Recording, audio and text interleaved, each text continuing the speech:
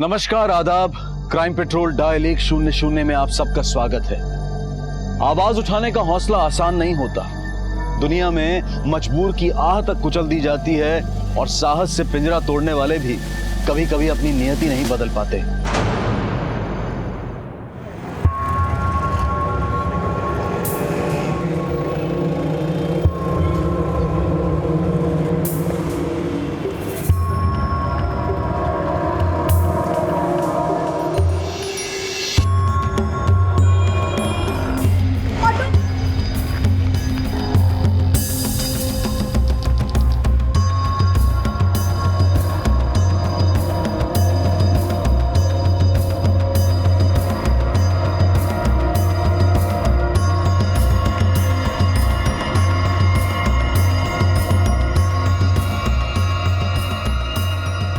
Mummy, नियति कहाँ है? नियति?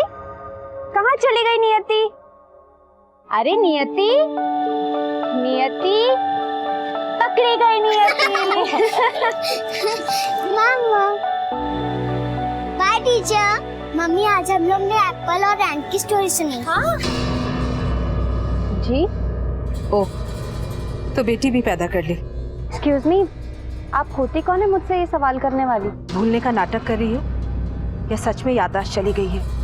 देखिए, शायद अब मुझे कोई और समझ रही है। चल बेटा।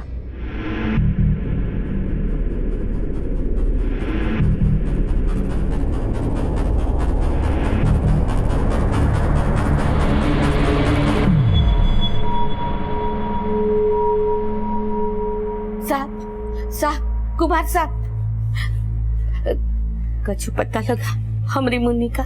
नहीं माँ जी, अब तक तो कुछ पता नहीं चला है, लेकिन हमने गाजियाबाद थाने में फोन किया है। जैसे ही कुछ पता चलेगा हम खुद आके बताएंगे आपको। 5 साल से यही सुनते सुनते हमरे कान पक गए। हमरी आस भी मरने लगी।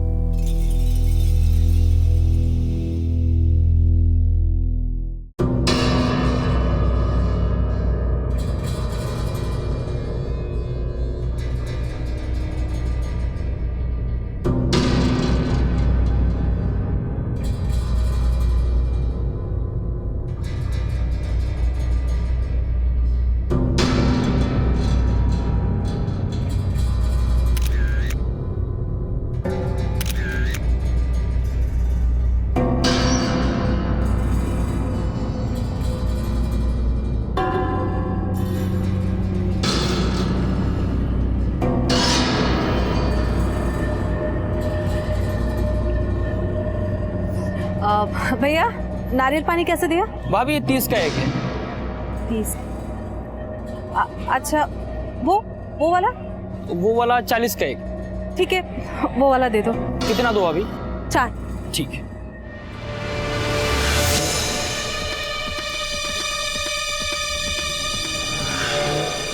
अरे ओ मैडम, रुको। ऑटो, चलो। सर, अचानक उसने मेरा हाथ काटा और पर्स छीनकर भाग गई। 3 टाके लगे हैं इसमें। दिखने में कैसी थी वो? मेरा मतलब उसका चेहरा। हाँ सर, मैंने उसका फोटो लिया है। 1 मिनट। ये है।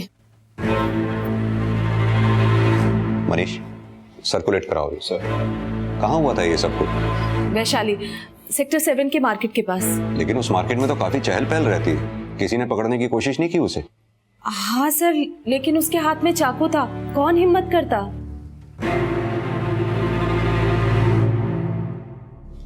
आ गई श्रुति बेटा?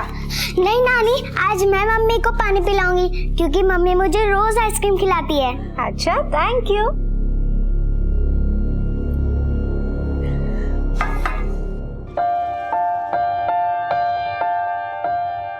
ये बेटा, ये कुछ तस्वीरें मंगवाई हैं, देख लेना। मुझे पता है तुम थक गई होगी। अब मुस्कान की तरह सारा दिन तो आवारागर्दी करती नहीं हो तुम। लेकिन मुस्कान है कहाँ? भैया, वो बॉटल देना। 135 रुपया। बस 135 रुपए। 3 बोतल और दे रहा। अरे कहाँ गई? तू ना लगाई।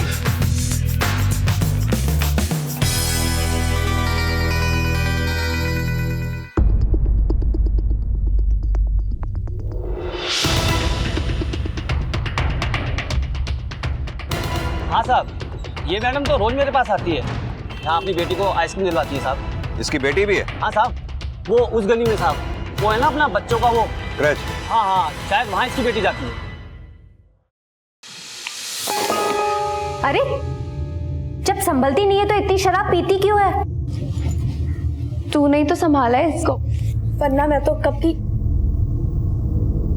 तुझ पर बोझ बनती जा रही हूँ ना मैं। सेंटी मत हो, बैठ इधर। ये सोच कि अगर माँ को पता चल गया तो क्या हो जाएगा? हंगामा। भलाई ऐसी हूं मैं। मुस्कान, ये चोट कैसे लगी तुम्हें? कीदड़ ने लोमड़ी को नोच लिया। श्रुति, मुस्कान आई क्या?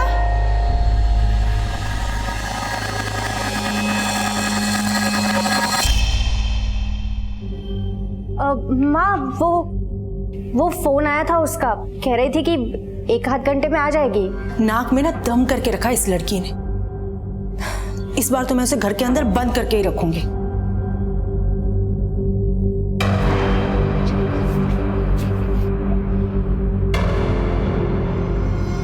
ये तो नियति की मम्मी है सर। नाम क्या है इसका? श्रुति शर्मा। लेकिन बात क्या है सर? सर, यहाँ के केयर टेकर ने श्रुति के बारे में जो बताया उससे तो लगता नहीं कि ये किसी को मारकर उसका पर्स छीन सकती है। और रमोला ने श्रुति की जो फोटोग्राफ खींची है वो वार करने से पहले की है। कुछ ठीक नहीं लग रहा है। हाँ सर, भेजता हूँ फोर्स। जय हिंद सर। अरे माँ जी, हमारी मुन्नी की कोई खबर मिली? आप क्यों परेशान हो रही हैं माँ जी? हमने आपको कहा ना, जैसे ही कुछ पता चलेगा हम खुद आपको बता देंगे।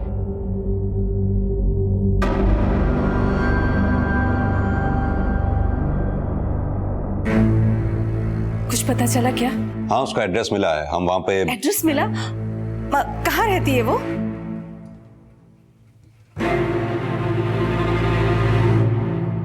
सर, मुझे लग रहा है कि अपने पर्स से ज्यादा उसका एड्रेस जानने में इंटरेस्टेड है।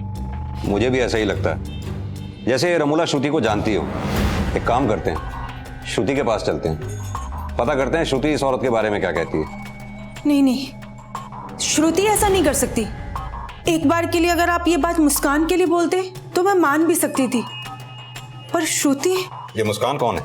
जी, मुस्कान मेरी बेटी है और श्रुति मेरी बेटी जैसी है। कब से रह रही है श्रुति आपके यहाँ? जी, 3 साल से। और उसका पति? उसका तो मुझे कुछ पता नहीं है, शायद डाइवोर्स हो चुका है उनका। श्रुति है कहाँ इस वक्त? सर, मैं दिलदार व्यास, यहाँ का मैनेजर। एक्चुअली हम श्रुति शर्मा के लिए आए थे, पता चला कि आज वो छुट्टी पे है। लेकिन बात क्या है सर? एक्चुअली उसने एक औरत पे चाकू से वार किया और उसका पर्स छीन लिया। श्रुति, वो तो एक चींटी भी नहीं मार सकती। ये किसने बोला आपसे? लगता है आप श्रुति को बहुत अच्छी तरह से जानते हैं। जी हाँ सर, वो मेरी एम्प्लॉय है और मैं उसको क्यों नहीं जानूंगा। वो बहुत अच्छा काम करती है सर, बहुत टैलेंटेड है। लगता है आपको किसी ने झूठ बोला है। सर, यहाँ ऑफिस में कोई भी मानने को तैयार नहीं है कि श्रुति कुछ भी गलत कर सकती है। श्रुति अगर घर से ऑफिस के लिए निकली तो यहाँ आई क्यों नहीं? अपना फोन क्यों बंद कर रखा उसने? सर, क्रैच में चल के पता करते हैं। अपनी बेटी को तो लेने आएगी वो वहाँ पर। लेकिन सर, श्रुति मैडम तो आज नियति को लेकर यहाँ आई नहीं। आपको इन्फॉर्म किया था उन्होंने? नहीं सर, मुझे इस बारे में कुछ नहीं बताया। आप यहाँ? हाँ सर, श्रुति के साथ साथ मुस्कान का फोन भी बंद आ रहा है, इसीलिए मैं नियति को। श्रुति नियति को यहाँ भी नहीं लेके आई? हे भगवान, ये तीनों अचानक कहाँ गायब हो गए? इस केस में श्रुति का नाम एक झूठी शिकायत के बाद सामने आया, लेकिन इससे पहले कि श्रुति कोई अपनी सफाई पुलिस को देती, वो लापता हो गई और उसके साथ साथ मुस्कान और 5 वर्षीय नियति भी लापता थे। और वहीं एक दूसरे केस में पिछले 5 सालों से रश्मि अपनी गुमशुदा बेटी मुन्नी की तलाश में थी और बहुत जल्द इन दोनों केसेस के तार आपस में जुड़ने वाले थे। लेकिन उससे पहले श्रुति के खिलाफ लिखवाई गई झूठी कंप्लेंट का राज सामने आया। तो तेरे कहने के मुताबिक इस औरत ने अपना हाथ खुद काटा था? जी साहब। तो तू तब क्यों नहीं आया हमारे पास? मैं डर गया था साहब। इन दोनों को जानता है तू? नहीं साहब। सर, इसकी दुकान के पास गटर में जो बैग मिला उसमें कैश नहीं, सिर्फ खून चढ़ा चाकू है। साहब, इसी औरत ने ये बैग वहां फेंका था। तो ऐसा तो नहीं तू श्रुति को जानता हो, उसी ने तुझे बोला हो ये बयान देने के लिए? कसम से बोलता हूँ साहब, जो सच है मैंने आपको बता दिया। ठीक है, जा अभी तू।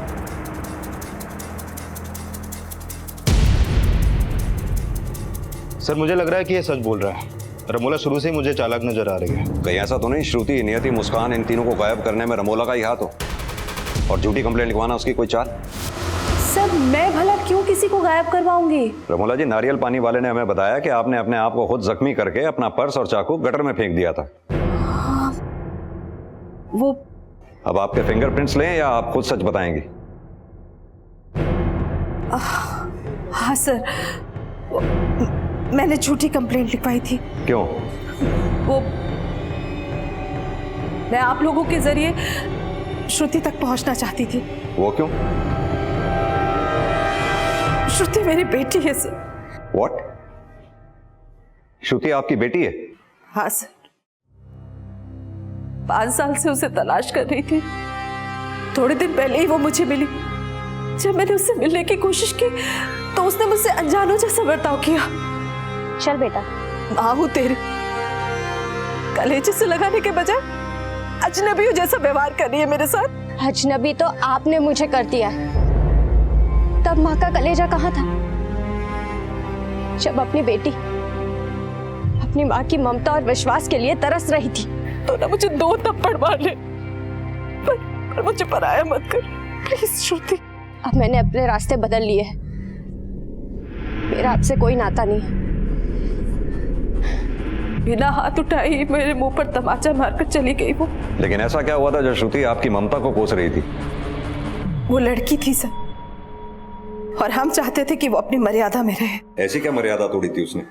जब बेटी बिन ब्याहे अपने माँ बाप को छोड़कर अलग रहने की सोचे तो लक्ष्मण रेखा खींचनी पड़ती है सर, पर उसे हमारी ये जिम्मेदारी अत्याचार लगती थी। उसने कई बार घर से भागने की कोशिश भी की। जब जवान खून अपनों के विरोध पर उतर आए तो ममता और वात्सल्य भी बलि चढ़ जाते हैं। एक दिन जब मैं उसके कमरे में गई तो वो अपने कमरे में नहीं थी। खून के रिश्ते जब पराये हो जाते हैं तो वजह भी बड़ी ही होती है। रमोला जी, लगता है आप अभी भी सच छुपा रही हैं। एक माँ अपनी बेटी को कैसे किडनैप करा सकती है? मुझे तो लगता है कि मैं उस तक पहुंच ना जाऊं, इसलिए वो फिर से हमसे दूर चली गई है। श्रुति के साथ सिर्फ उसकी बेटी ही नहीं, उसके मकान मालकिन की बेटी मुस्कान भी गायब है। क्या? फिर से उसके साथ एक लड़की गायब है? फिर से मतलब? हाँ सर, वो 5 साल पहले जब श्रुति घर से भागी थी तो हमारी मेट को भी अपने साथ लेकर गई थी। मेट? क्या नाम था उसका? जी, मुन्नी।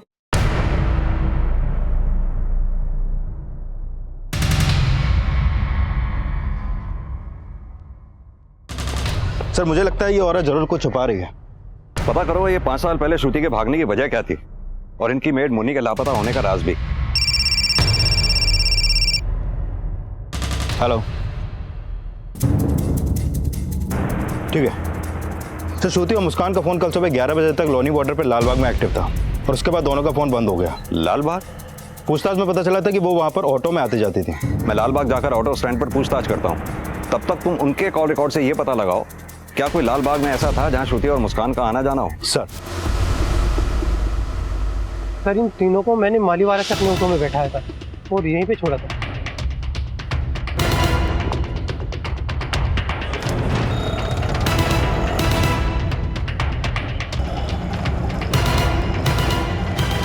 लेकिन यहाँ तो सारा मार्केट प्लेस है, कहाँ गए होंगे वो लोग? मालूम नहीं सर। एक काम करो, ये आसपास की दुकानों में पता करो, हो सकता है कोई लीड मिले। जी सर।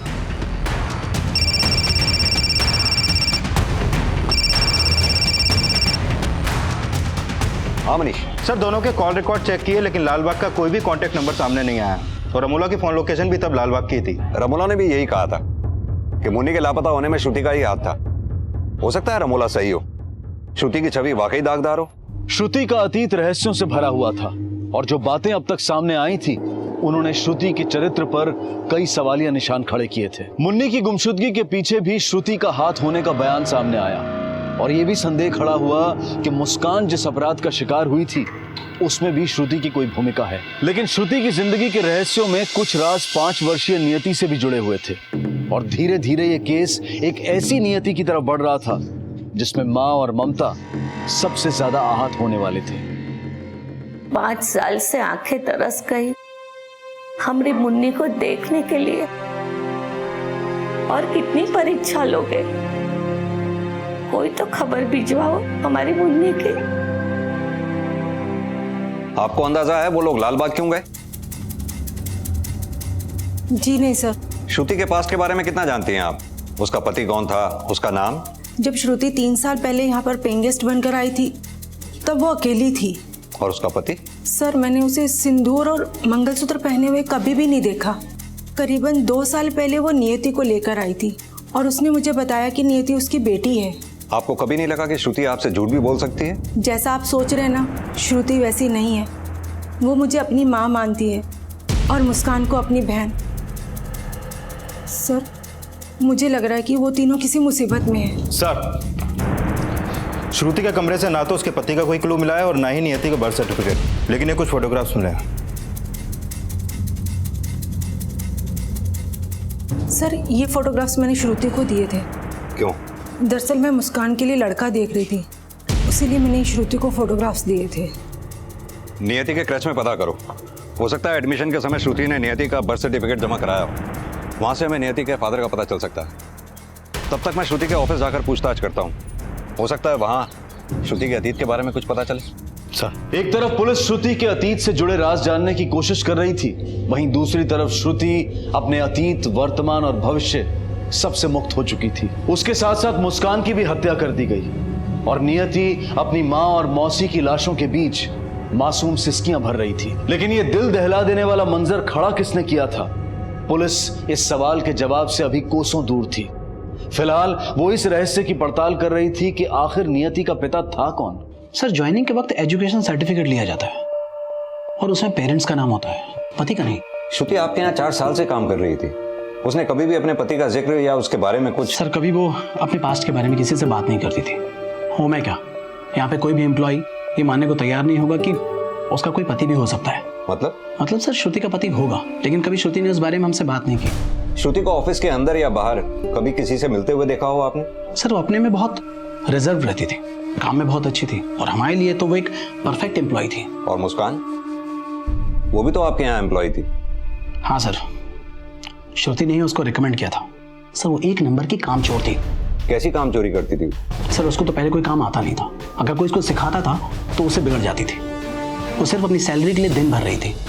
सर, वो बड़ी बदतमीज किस्म की लड़की थी और हद तो तब होगी जब वो शराब पीकर ऑफिस आने लगी।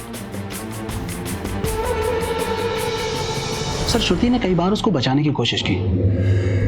उसकी वजह से हमारे ऑफिस का एनवायरनमेंट खराब हो रहा था, इसलिए हमने 3 महीने पहले उसको निकाल दिया। ये श्रुति और मुस्कान के रिश्ते कैसे थे आपस में? सर, ये तो हमारी भी समझ के बाहर है कि श्रुति जैसी लड़की मुस्कान का क्यों सपोर्ट कर रही है। सर, मुझे तो लगता है कि मुस्कान ने कोई गड़बड़ की है। कैसी गड़बड़? सर, वो बहुत ही घटिया लड़की थी। वो पैसे के लिए किसी भी हद तक गिर सकती है। आप पूरे शहर में किसी से भी पूछ लीजिए, उसने कई लोगों को चूना लगाया है।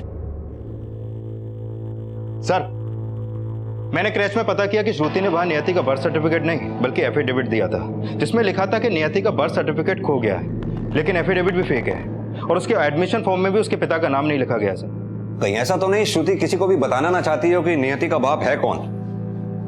अब ये श्रुति की कोई साजिश है या फिर उसकी कोई मजबूरी?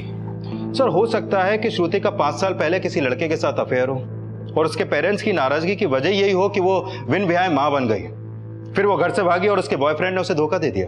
कहीं नियति श्रुति की ये नियति तो नहीं कि ना तो श्रुति को उसके घर वाले समझ पाए और गैर भी उसको चलते रहे, या फिर नियति कोई पाप है या श्रुति के द्वारा बख्शा हुआ कोई ममता का पुण्य? सर, वजह कई हो सकती हैं, लेकिन यह साफ है कि श्रुति के साथ पहले मुन्नी और अब मुस्कान गायब है। ये मुस्कान से जुड़े खुलासे मुस्कान पे भी प्रश्न चिन्ह लगा रहे हैं। हमें श्रुति के अतीत के साथ साथ मुस्कान के चरित्र को भी समझना होगा। सर, मैं मानती हूँ कि मुस्कान आदर्श बेटी नहीं थी, झूठी थी, आवारा थी, मगर वो चरित्रहीन बिल्कुल भी नहीं थी सर। मुस्कान का कोई दोस्त, दुश्मन या कोई ऐसा शख्स जो उसे नुकसान पहुंचाना चाहता हो और चपेट में श्रुति नियति भी आ गई हो? उसे नापसंद करने वालों की कोई कमी नहीं थी, मगर ऐसा कोई भी नहीं है जो ऐसा अपराध कर सके। सर, मुस्कान के कमरे से दवाइयां और बिल मिले हैं।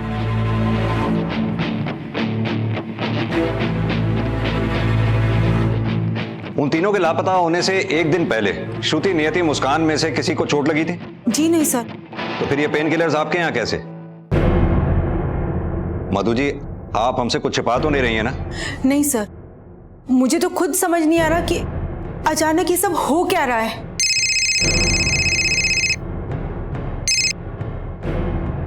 बोलिए। सर 5 साल पहले श्रुति के माता पिता ने श्रुति की नहीं बल्कि उनकी मेड मुन्नी की मिसिंग की कंप्लेन लिखाई थी। मुन्नी बिहार की रहने वाली थी और श्रुति के माता पिता के साथ में मुन्नी की माँ भी आई थी उसकी मिसिंग कंप्लेन लिखाने। साहब, मुन्नी हमारी एक ही औलाद है, उसे ढूंढ दीजिए। काफी तहकीकात के बाद भी मुन्नी का कोई क्लू नहीं मिला। लेकिन हमें श्रुति की माँ ने बताया था कि मुन्नी के लापता होने में श्रुति का हाथ था। ऐसा जिक्र तो उन्होंने पहले कभी नहीं किया था। इसीलिए ये जानने की कोशिश नहीं हुई कि तब श्रुति कहाँ थी। ये श्रुति को बचाने की कोशिश है या फिर इस वजह के पीछे कोई और राज छिपा है? मनीष, एक काम करो, तुम बिहार जाकर मुन्नी की माँ से मिलो, पता करो कि मुन्नी की माँ श्रुति और श्रुति के पेरेंट्स के बारे में क्या सोचती है। सर,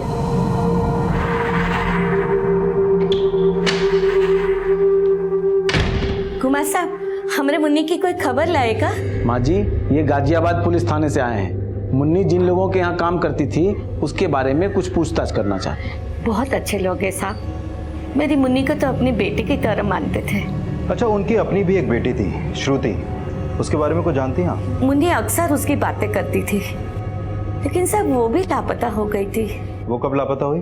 5 साल पहले मुन्नी जब लापता हुई तो वो लोग ने हमको फोन करके गाजियाबाद बुलाया और उसको ढूंढने में दिन रात एक कर दिया। आज तक मुन्नी के नाम की तनख्वाह हमें देते रहते। मुन्नी के नाम की तनख्वाह? हाँ साहब, हर महीने 2000 रुपये का मनी ऑर्डर आता है। हाँ, हम पैसे भिजवाते हैं उन्हें। बूढ़ी है वो, उनके पास कमाने वाला भी कोई नहीं है। इसमें गलत क्या है? गलत कुछ नहीं, लेकिन हम ये नहीं समझ पा रहे हैं कि 5 साल पहले आपने मुन्नी की ही क्यों, अपनी बेटी की मिसिंग कंप्लेंट क्यों नहीं लिखवाई? हम उसे बेटी मानते ही नहीं, और वो खो नहीं गई थी, घर से भाग गई थी। लेकिन अकेले नहीं, मुन्नी के साथ, यही बोला था ना आपने? जी नहीं, मैंने ये बोला था कि जब वो भागी थी तो मुन्नी भी लापता हुई थी। बातें बहुत बदलती हैं आप। खैर, फिलहाल आप लोग जा सकते हैं, जरूरत पड़ने पर फिर बुलाएंगे। जी।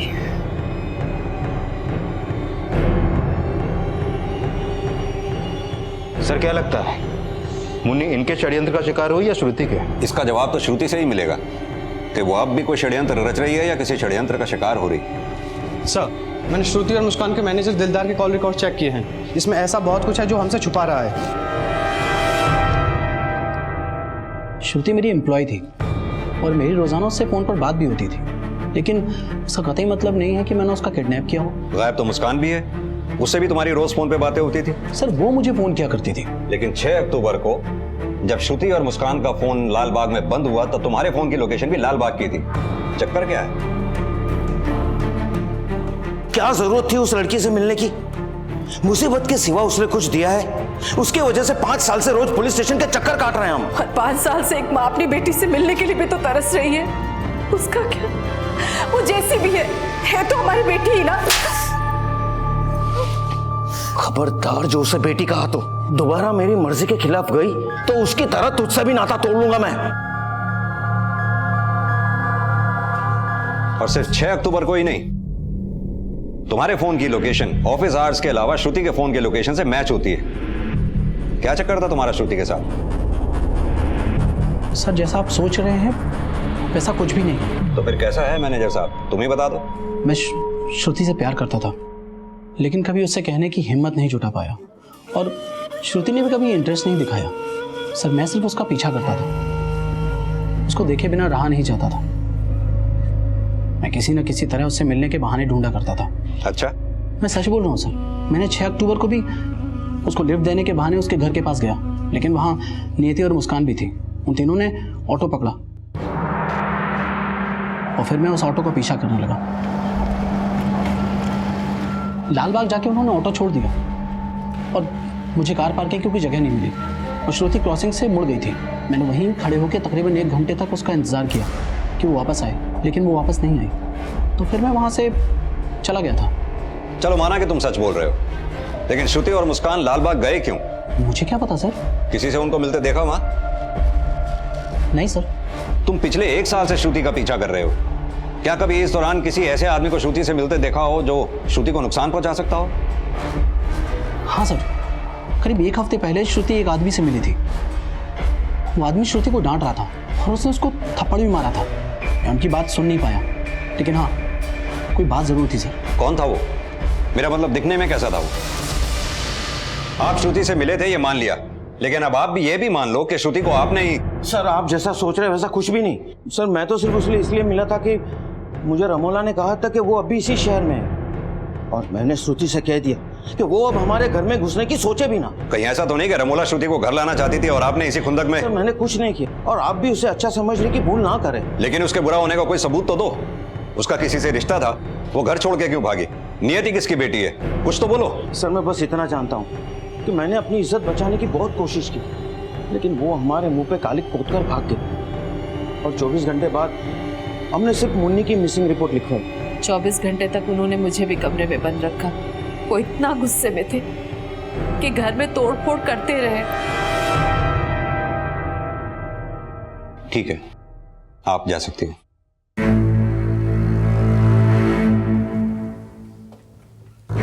सर 24 घंटे तक रमोला को कमरे में बंद करना और घर में तोड़फोड़ करना कुछ अजीब सा नहीं लगता सर? 5 साल पहले जिस दिन मुन्नी की मिसिंग कंप्लेंट दर्ज हुई, उस दिन के आसपास के श्रुति के फादर के कॉल रिकॉर्ड्स चेक करो। सर ये सब क्या हो रहा है? आप लोग ऐसे कैसे? सर्च वारंट है हमारे पास। आपने कहा था 5 साल पहले जब श्रुति और मुन्नी गायब हुई थी तब इन्होंने आपको 24 घंटे कमरे में बंद रखा था। क्या आप जानती हैं जिस दौरान आप कमरे में बंद थी तब ये क्या कर रहे थे?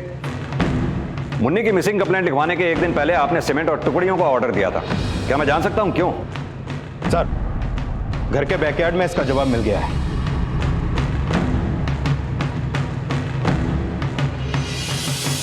ये देखिए सर।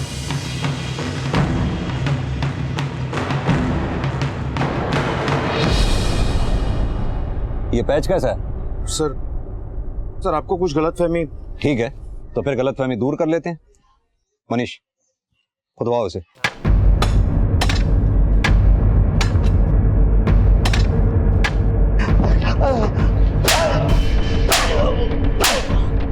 तुम्हारी रस्सी तो जल गई, अब वाला हम उतारेंगे।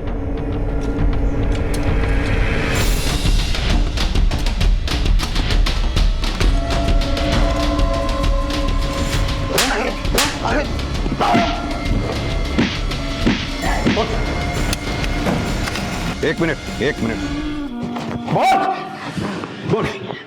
सर बताता हूँ सर, बताता। सर मैं मानता हूँ मैंने वहां मुन्नी की लाश गाड़ी, लेकिन मुन्नी का मर्डर श्रुति ने किया था क्योंकि मुन्नी उस पर नजर रखती थी। अब खुद को बचाने के लिए श्रुति पे आरोप मढ़ रहे हो? सर मैं मानता हूँ मैं उससे नफरत करता था, लेकिन उसका बाप हूं, उसके बचाने के लिए मैंने उसका यह क्राइम छुपाया। सर आप ही सोचिए, अगर मैं बुरा होता तो मुन्नी की मां को हर महीने 2000 रुपया क्यों भिजवाता? तुम्हारी बात हम तभी सच मानेंगे जब श्रुति खुद आकर यह बात कबूल करेगी कि उसी ने मुन्नी को मारा है। अगर उसे पकड़वाने में हमारी मदद कर सकते हो तो ये बताओ कि श्रुति है कहां? सर मुझे नहीं पता वो कहां है। अच्छा ये बताओ, तुमसे कैद करके क्यों रखते थे? क्या किया था उसने? सर वो आवारा लड़की थी। किसके साथ आवारागर्दी करती थी? सर मुझे नहीं पता वो कौन था। सर डीएनए टेस्ट से कंफर्म है कि वो लाश मुन्नी की है, लेकिन सर बॉडी जिस हालत में मिली है उससे पोस्टमार्टम और फॉरेंसिक रिपोर्ट से ज्यादा कुछ तो पता नहीं चल पाया, लेकिन स्कल में 2 जगह क्रैक्स हैं और हाथ में भी फ्रैक्चर है। लेकिन सवाल ये है कि क्या श्रुति का बाप सच बोल रहा है कि मुन्नी का मर्डर श्रुति ने ही किया है? सर कहीं ऐसा तो नहीं कि जो साजिश मुन्नी के साथ हुई उसी तरह श्रुति, नियति और मुस्कान को मारकर कहीं दूसरी जगह गाड़ दिया गया हो और श्रुति को क्रिमिनल बताना इसकी एक नई चाल हो? सर आपने जो कॉल रिकॉर्ड चेक करने के लिए कहा था वो मैंने चेक किए।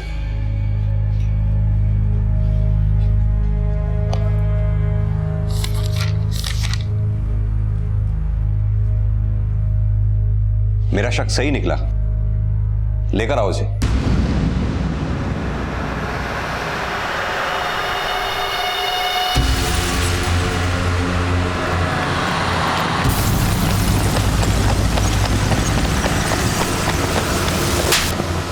तो श्रुति के भैया जी, तुझे क्या लगा था तुझे यहाँ नहीं बुलाया जाएगा?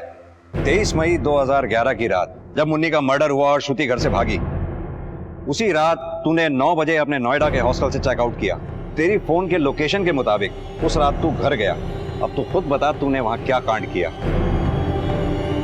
ये ऐसे नहीं बताएगा। बोल सर गलती हो गई सर माफ कर दो सर, गलती हो गई। 23 मई की रात तूने अपनी बहन श्रुति और मुन्नी के साथ जो जो कुछ किया सब सच सच बता। बोल।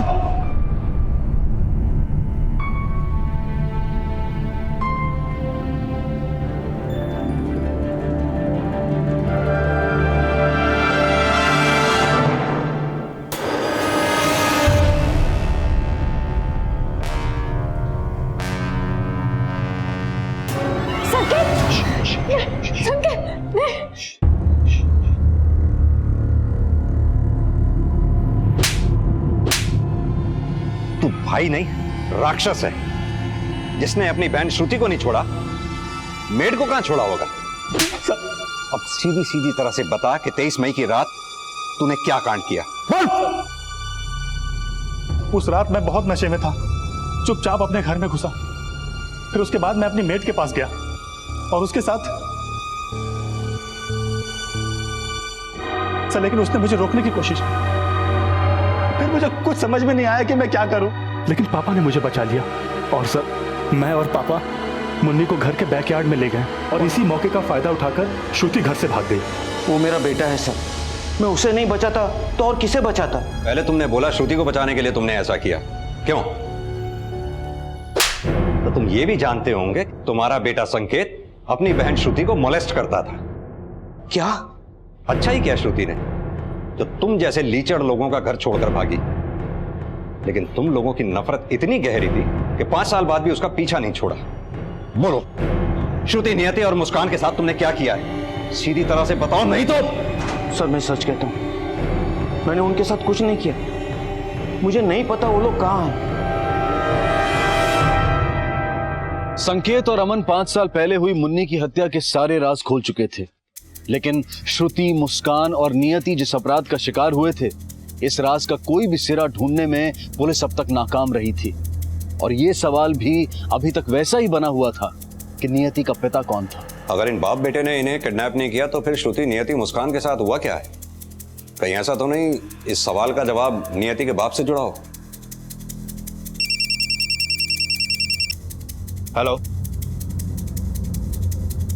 ठीक है, हम अभी आते हैं। सर, नियति वर्धमान हॉस्पिटल में रास्ते में जख्मी हालत में मिली है। नियति बेटा, आप हमसे बात कर सकती हो?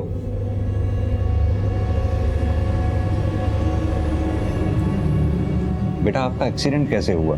आपकी मम्मा और मौसी कहाँ हैं?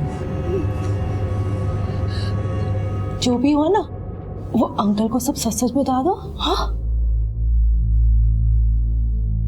मैं, मम्मी और मौसी हम लोग ऑटो से उतरे थे और वहाँ पर एक झूला था और हम लोग कुछ देर के लिए इंतजार कर रहे थे। फिर कुछ समय के बाद एक अंकल वाइट कलर की गाड़ी में आए और हम लोग उनके साथ बैठकर फिर वो हमें कहीं लेके चले गए। कौन थे वो अंकल बेटा? मुझे नहीं पता, पर वो अंकल बहुत गंदे थे, बहुत गंदे।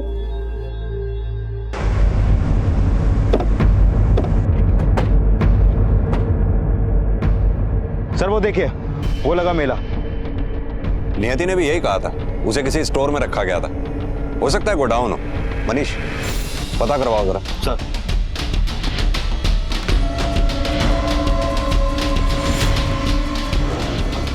मनीष, खोलो इसे।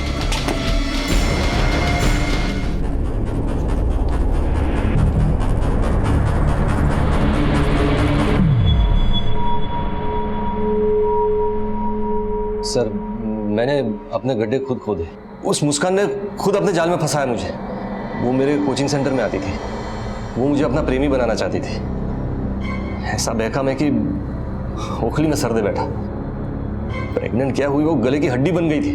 डॉक्टर बोला अगर ऑपरेशन करवाया, एबॉर्शन करवाया तो मुस्कान मर जाएगी। साल भर झेला उसे, लेकिन जब बेटी पैदा हुई तो उसे अनाथ आश्रम में रख दिया और मुस्कान से नाता तोड़ दिया मैंने। महीने भर पहले मेरी नीति लिखने के लिए मुझे ढूंढ निकाला। सर वो आए दिन मेरे आसपास मंडराती रहती थी। एक दिन मैंने उससे साफ साफ बात की। अब बता क्या चाहती है तू? तुमने तो बोला था बीवी बनाओगे मुझे। एक प्रेग्नेंट लड़की को झूठी आस दे रहा था। उसी रात को श्रुति को लेकर वो मेरे घर के बाहर आई और बोलने लगी कि नियति को मैंने अपना नाम नहीं दिया तो वो मुझे पुलिस के हवाले कर देगी। जैसे तैसे उसको शांत किया मैंने और अगले दिन मिलने के लिए बुलाया।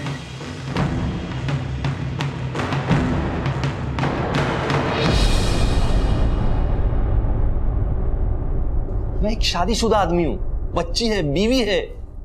उन लोगों के रहते हुए मैं इस बच्ची को अपना नाम नहीं दे सकता हूँ। अगर यही बोलना था तो हमें यहाँ बुलाया क्यों? 5 लाख लो और पीछा छोड़ो। ना ही मुझे किसी बच्ची को अपना नाम देना है और ना ही रखेल पालनी है। मुस्कान को रखेल कहा तुमने? तुम्हारी हिम्मत कैसे हुई? मैंने उसे वहीं बांध दिया, सोचा खुद ब खुद अपनी मौत मर जाएगी। लेकिन अपनी नियति से कोई नहीं भाग सकता।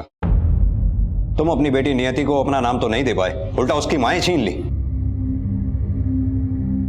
हमारे देश का 90% वर्ग आज भी इस मानसिकता में जी रहा है जहां बेटियों के पैदा होते ही पुरुष उनकी नियति तय कर देते हैं, उनसे उनकी बात रखने की आजादी तक छीन ली जाती है। और यही वजह थी कि श्रुति अपने माता पिता से भी ये कहने की हिम्मत नहीं जुटा पाई कि वो अपने भाई के शोषण का शिकार हो रही थी। मुस्कान से भूल जरूर हुई, लेकिन उससे भी औरत होने का कर्ज वसूला गया और मुन्नी की आवाज तो उसकी सांसों के साथ ही दबा दी गई। नियति को जिंदगी नसीब हुई, लेकिन ये सवाल नहीं मरा कि महिलाओं को कब तक इस तरह के अपराधों का शिकार होना पड़ेगा। अब मैं अनूप सोनी आपसे विदा लेता हूं, फिर मुलाकात होगी अगले एपिसोड में एक और चौंका देने वाले केस के साथ। तब तक अपना और अपने परिवार का ख्याल रखें और देखते रहें क्राइम पेट्रोल डायल 100। सबक एक को, सीख हम सबको। कौन है तुम लोग और मुझे क्यों मारना चाहते हो? देखो, ये दुनिया एक शतरंज की तरह से है, सब अपनी अपनी जगह पर है और फिर शुरू होता है सामने वाले को मारकर जीतने का खेल। स्वार्थ सत्ता इसके सारथी होते हैं। ये मिलती है उन्हें जो प्यादों को शहीद बना शासक बनते हैं। प्यादे की कोई कीमत नहीं है। प्यादे को पता ही नहीं होता कि उसकी बलि दी जा रही है और बलि देने वाले कई बार अपने ही दोस्त, रिश्तेदार और बहुत करीबी होते हैं। हमारी आज की कहानी ऐसे ही एक प्यादे की कहानी है जो दूसरों के स्वार्थ का शिकार बना। एमएलए साहब से मेरी बात हो चुकी है, बस आपको अपनी मुट्ठी थोड़ी हल्की करनी पड़ेगी, तभी तो अपना लंच कर लो।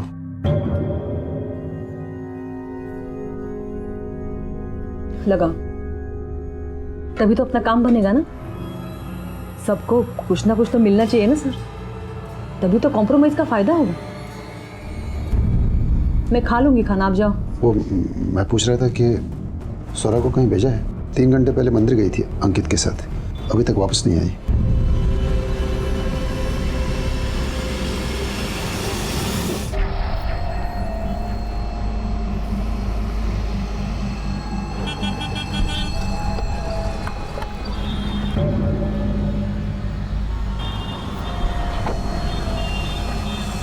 मैडम सिग्नल चालू हो गया, चलो आगे, चलो चलो।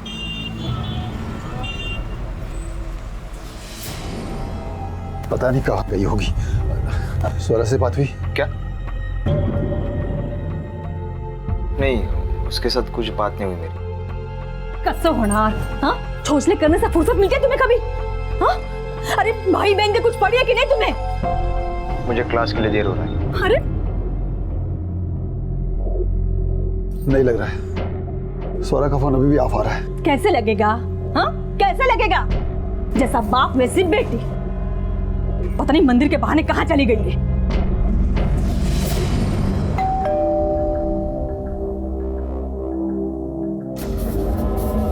तू क्या चित्र को? हाँ, वो मुझे आपसे कुछ बात करनी।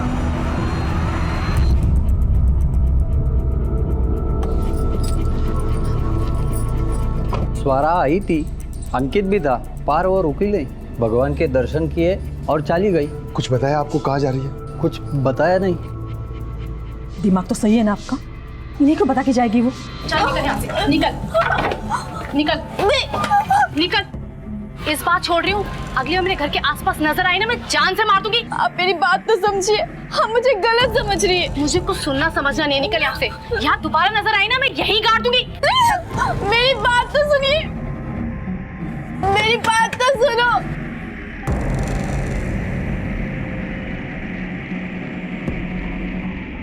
हेलो, वो मेरे घर के बाहर खड़ी है, जल्दी बोलो क्या करना है।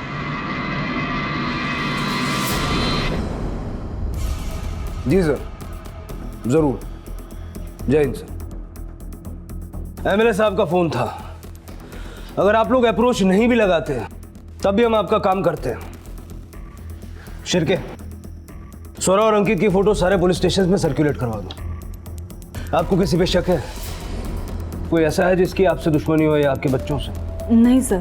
कौन से कॉलेज में पढ़ती है स्वरा? सर, भानुमती कॉलेज में। उसका कोई बॉयफ्रेंड? नहीं, मतलब मेरी बच्ची ना ऐसे ये बॉयफ्रेंड वीफ्रेंड बनाने वाली लड़कियों में से नहीं है, एकदम गाय है मेरी बेटी। अच्छा, एक बात बताइए, आपकी बेटी को गायब हुए मुश्किल से 7-8 घंटे हुए हैं। आपको ऐसा क्यों लगता है कि उसके साथ कोई हादसा हो गया? हो सकता है वो अपनी मर्जी से कहीं गई हो। स्वरा के लिए 7-8 घंटे भी बहुत है। वो 10 मिनट भी बिना बताए कहीं नहीं जाती है। वो आजकल के बच्चों की जैसी नहीं है, बहुत सीधी सादी बच्ची है।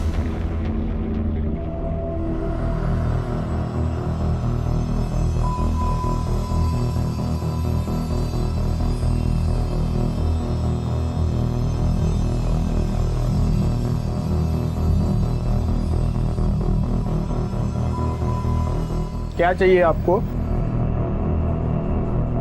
आपकी उम्र 21 साल पूरी है? 22 साल की हो गई।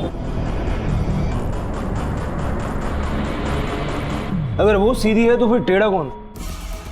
मिस्टर देवधर, इतनी सीधी लड़की अचानक से गायब हो जाए, मेरी कुछ समझ में नहीं आ रहा। कोई ना कोई वजह तो जरूर रही होगी। हो सकता है उसका किसी से झगड़ा हुआ हो। ऐसा कैसे हो सकता है सर? मेरी बच्ची तो घर में भी अपनी चीज के लिए कभी मुंह नहीं खोलती। वो बाहर किसी से क्या झगड़ा करेगी? हम मिडिल क्लास लोग हैं, बिल्कुल सर झुका के नाक के सीध में चलते हैं, ना बुरी आदत पालते ना संगत। घास फूस खाने वाले लोगों के खून में कहाँ से गर्मी होगी सर?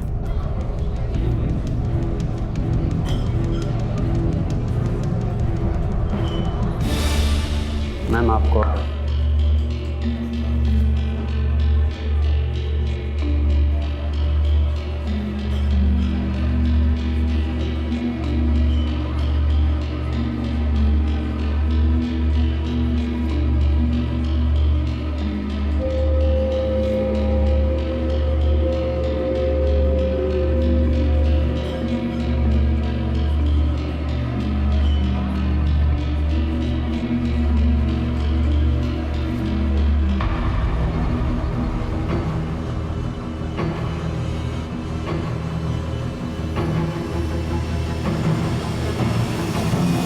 मिस्टर देवधर, सीधे लोगों को बात सीधा दिल पे लगती है।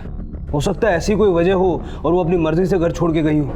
स्वरा हमारी इकलौती बेटी है सर, और सभी उससे बहुत प्यार करते हैं, ख्याल भी रखते हैं उसका। मुझे नहीं लगता कि वो घर छोड़ के जाएगी। पक्का वो किसी ना किसी मुसीबत में होगी। शिरके, स्वरा के मोबाइल की लास्ट लोकेशन निकालो। Okay sir.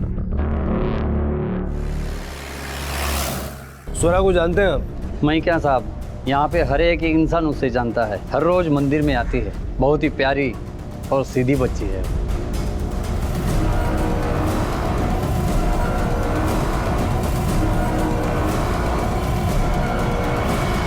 बहुत शांत स्वभाव की है साहब। हमारी दुकान से फूल लेती थी।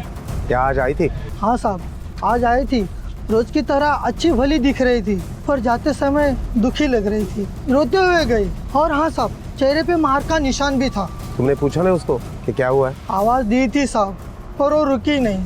कोई छोटा बच्चा था उसके साथ? हाँ साहब, आई तब उसका छोटा भाई था साथ में, पर जाते हुए नहीं था। मतलब फूल वाले के हिसाब से अगर स्वरा यहाँ से अकेली गई है तो अंकित तो कहीं आसपास होना चाहिए। सर, अंकित के बारे में सब जगह पूछा, किसी को कुछ पता नहीं। सर, कुछ पता नहीं चला।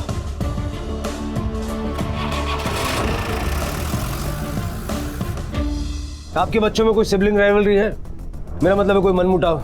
नहीं सर, वो तीनों एक दूसरे से बहुत प्यार करते हैं, बहुत ध्यान रखते हैं। ऐसा लगता तो नहीं है, क्योंकि मंदिर के लोगों ने कहा है कि स्वरा वहां से अकेली चली गई थी।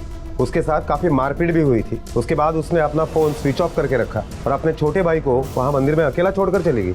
कुछ तो हुआ है स्वरा और अंकित के साथ। अब देखना यह है कि क्या वो खुद से गायब हुए हैं या उन्हें गायब करवाया गया। क्या वाकई इस केस की जड़ में सिबलिंग राइवलरी थी? अंकित और स्वरा के मिसिंग केस में आखिर अपराधी था कौन? क्या ये दोनों किसी जुर्म का शिकार हुए थे? अंकित की कोई खबर नहीं थी और स्वरा रास्तों पर भटक रही थी। चाहती क्या थी वो? क्या हुआ था उसके साथ? क्या वो किसी दुविधा या किसी गुनाह का शिकार थी? ये केस सिर्फ एक मिसिंग केस था या फिर कोई और शक्ल इख्तियार करने वाला था?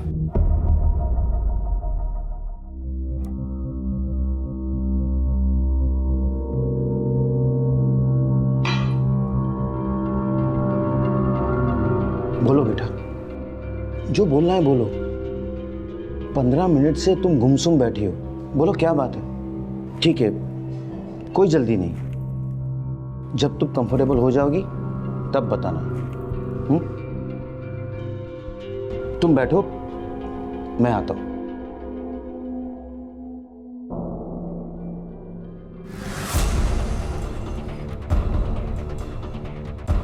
भाऊ काय करताय तुम्ही? वेळ लागलाय का तुम्हाला? नहीं, मौके का फायदा उठा रहा हूं। उसकी लॉटरी को आज यहीं खत्म कर दूंगा, फिर देखता हूं क्या राग देती हो मुझे। अच्छा, लेकिन अगर हमने बच्ची को हमारे अपने घर में मारा तो पुलिस हमें आसानी से पकड़ सकती है। फिर तो उसे लॉटरी की कोई जरूरत ही नहीं रहेगी। तो क्या करूं? जाने दो उसे। हाँ, अभी उसे यहाँ से जाने दो। बाहर जाने के बाद आपको जो मन में आए वो करना, लेकिन यहाँ इस घर में नहीं। लाइए। समझ गया।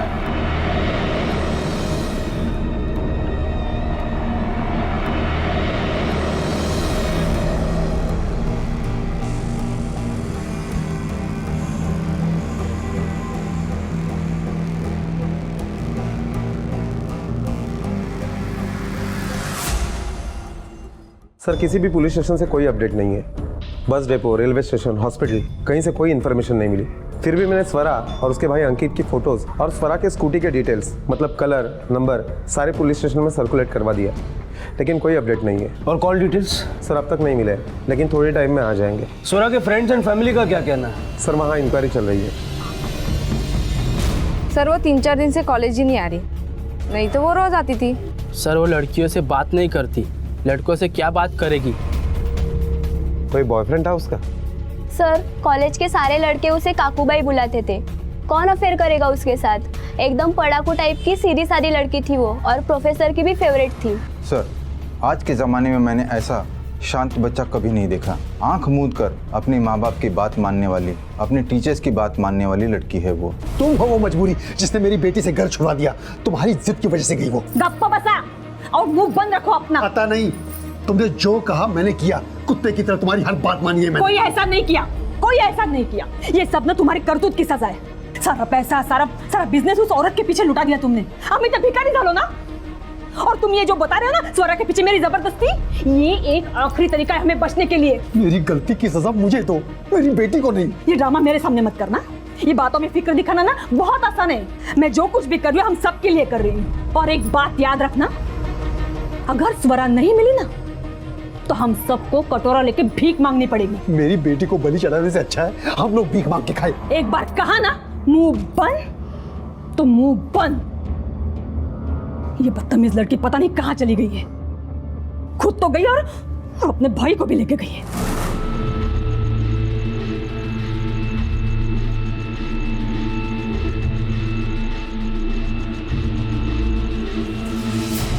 सर, स्वरा के कॉल रिकॉर्ड से ये पता चल रहा है कि इस नंबर से स्वरा के मोबाइल पर काफ़ी बार फोन आया है। किसी पर्सनल आईडी पर यह नंबर रजिस्टर्ड नहीं है, बल्कि प्रधान कंस्ट्रक्शन कंपनी के नाम पर यह नंबर रजिस्टर्ड है। और एक सिम नहीं लिया गया था, बल्कि बल्क में सिम कार्ड लिए गए थे।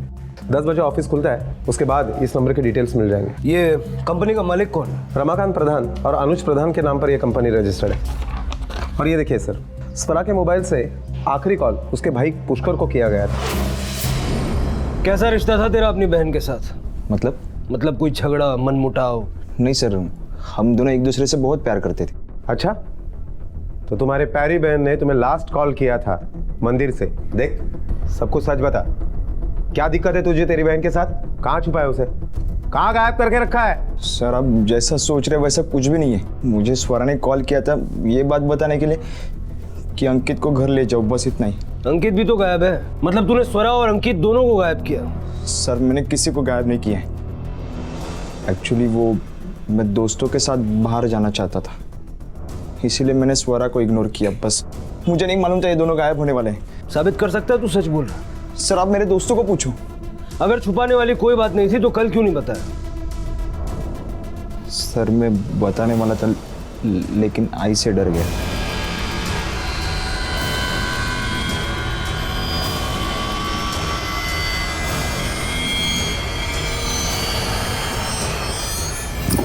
आज ना मैं तुम्हारी खाई करने वाली हूँ, समझे? हाँ? होकर के खाने की आदत पड़ गई ना सबको। अरे अरे थोड़ा तो सोचो तो वो छोटा बच्चा कहाँ जाएगा? हाँ बोलो कहाँ जाएगा? अरे कम से कम आज अंकित घर पे तो होता। तुम्हें बहुत चर्बी चढ़ी है ना, ऐसे उतरने वाली ना। स्वरा से तुम्हारी क्या बात हुई थी? आई मैं बहुत डर गया था, मुझे नहीं मालूम था ये दोनों गायब होने वाले। स्वरा ने पुष्कर को फोन करके अगर सिर्फ अंकित को ले जाने को कहा तो इसका मतलब है कि स्वरा जहाँ गई है अपनी मर्जी से गई है। शिर्के मुझे किडनैपिंग का केस नहीं लगता। सर मुझे लगता है कि स्वरा के साथ मंदिर में जो कुछ भी हुआ उसमें स्वरा की मर्जी से निकल जाने की वजह है। और ये वजह स्वरा के अलावा सिर्फ अंकित जानता है, जिसकी हमें अभी तक कोई खबर नहीं।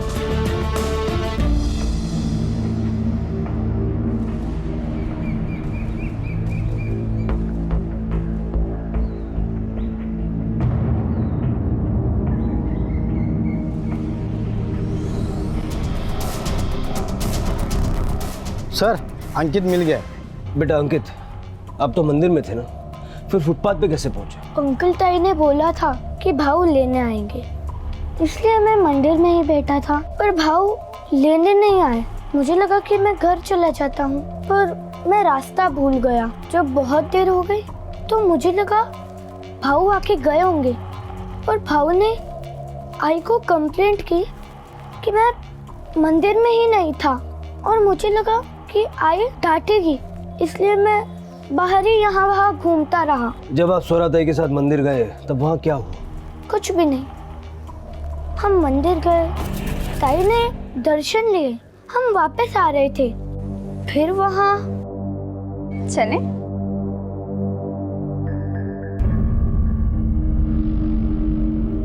मुझे तुमसे कुछ बात करनी है, अकेले में। चलो चलो। ये अनुज कौन है? सर वो स्वरा का फियांसे है। बेटा आप जाके खेलो।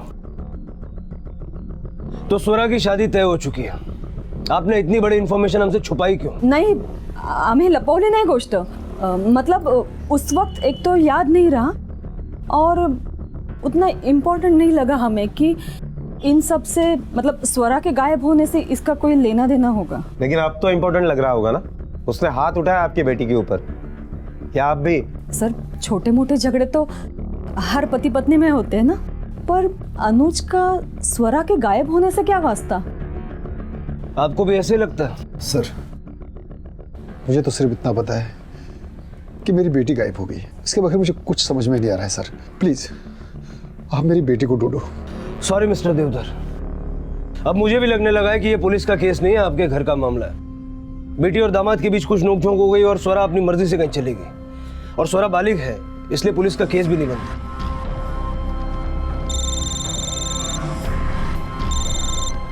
हेलो,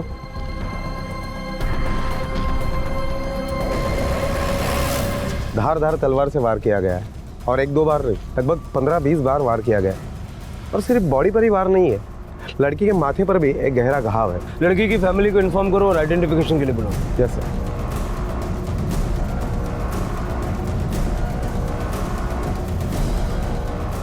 सर ये बॉडी के पास जो पर्स मिला है उसमें स्कूटी का चाबी है। लड़की ने जैसा ड्रेस पहना था उसके ऊपर दुपट्टा होना चाहिए या नहीं? Yes sir.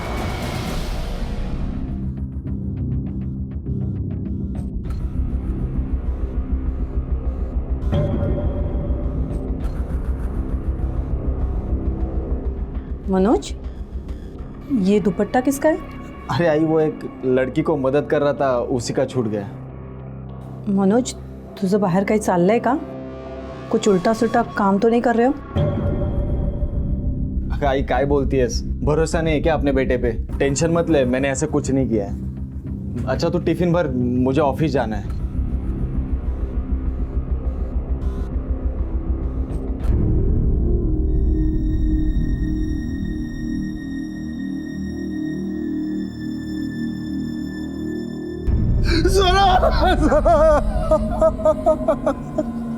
अपने बाबा को छोड़कर ऐसे ही चले गए.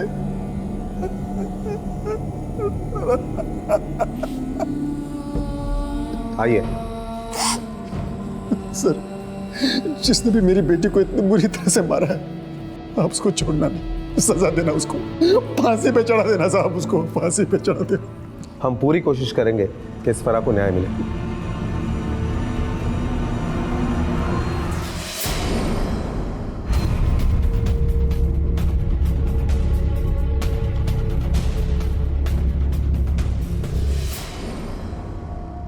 हाँ, मैं गया था उस दिन मंदिर में उससे मिलने, लेकिन उससे बातचीत करने के बाद मैं वहाँ से निकल गया था. बातचीत करके या मारपीट करके? देख, सच हमें पता है, लेकिन तेरे मुंह से सुनना चाहते हैं. सच बोल, क्या हुआ था उस दिन मंदिर में? सर, मेरी उससे शादी होने वाली थी और वो एकदम ऐसी डरपोक लड़की थी. मेरी भी कुछ एक्सपेक्टेशंस है ना मेरे फियांसे से, मेरी भी कुछ ज़रूरतें हैं. वो उन ज़रूरतों को समझ ही नहीं पाती थी. मैंने भी उसे कहा, समझाया कि मेरी ज़रूरतों को समझे, मेरी एक्सपेक्टेशंस को समझे, लेकिन वो समझती ही नहीं थी. और यही बात करने में उस दिन उससे मंदिर में मिलने गया था और गुस्से में मेरा उस पर हाथ उठ गया. लेकिन मैं उसे मारना नहीं चाहता था. उसके बाद मैं वहाँ से निकल गया. वहाँ से तो निकल गया, लेकिन जब तक केस सॉल्व नहीं होता शहर से बाहर मत जाना. देवधर फैमिली और अनुज की कैलकुलेशन में कुछ तो गड़बड़ है. बाप छाती पीट पीट के रो रहा था और माँ की आंख में एक आंसू तक नहीं. और ये अनुज भी सच बोल रहे हैं या झूठ, कुछ समझ में नहीं आ रहा. सर, ये स्वरा के कैरेक्टर के बारे में अब तक जो बातें सामने आई है, उसे तो यही लगता है कि ये जिन एक्सपेक्टेशन की बात कर रहा है, स्वरा कभी समझ ही नहीं सकती थी. और इसीलिए गुस्से में अगर ये उसके ऊपर हाथ उठा सकता है तो और भी बहुत कुछ कर सकता है. इसके कॉल रिकॉर्ड निकलवाओ. अगर ये स्वरा के साथ खुश नहीं था तो किसी न किसी के साथ तो खुश होगा. इसकी उस खुशी का पता हमें उसके कॉल रिकॉर्ड से चल जाएगा. Okay sir. स्वरा का कत्ल जिस अमानवीय तरीके से किया गया था, उसे देखकर लगता था कि जैसे कोई उससे गहरी नफरत या दुश्मनी पालकर बैठा था और मौका मिलते ही उसने अपना बदला ले लिया. लेकिन ये बदला लेने वाला आखिर था कौन? सीधी सादी स्वरा का कोई एक तरफा आशिक या अनुज, या फिर वो लोग जिनसे वो उस दिन मिलने गई थी? ये सभी किसी न किसी बात से स्वरा से नफरत करते थे, लेकिन इनमें से वो कौन था जिसकी नफरत का पैमाना जानवर को भी मात देता था? और वो लड़का कौन था जिसके पास स्वरा का दुपट्टा था?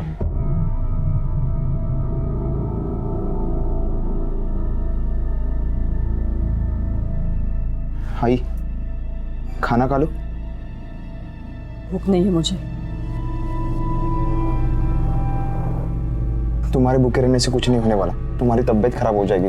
प्लीज खाना खा लो. तुम सब भी अब भूखे रहने की आदत डाल लो. पता नहीं कितने दिन नसीब में होगा खाना. स्वरा की मौत ने ना हम सबको सड़क पे ला दिया है. अब तो बर्बाद होने के लिए भी कुछ नहीं बचा. तुम्हारी जैसी औरत को तो नहीं जाना चाहिए. बाबा रुको, बेटी के मरने का दुख नहीं है, पैसे हाथ से जा रहे हैं उसका दुख है. जबरदस्ती पैसों के लिए उस नीच से शादी करा रही थी ना, तुमने मारा मेरी बेटी को. मैं नाटक कर रही हूँ या तुम नाटक कर रहे हो? बेटी की शादी जबरदस्ती तय करनी पड़ी, उसके जिम्मेदार भी तुम ही हो. कितना कमाते हो? बोलो ना, कितना कमाते हो? कैसे उतारोगे कर्जा सब? हाय बाबा, तो शांत बसना.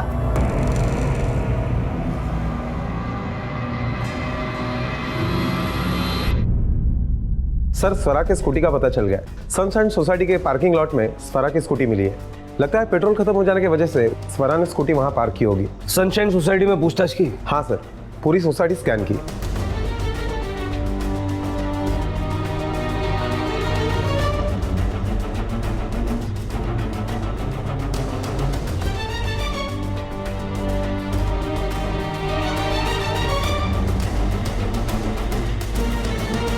सर, कुलदीप देवधर स्वरा के चाचा है.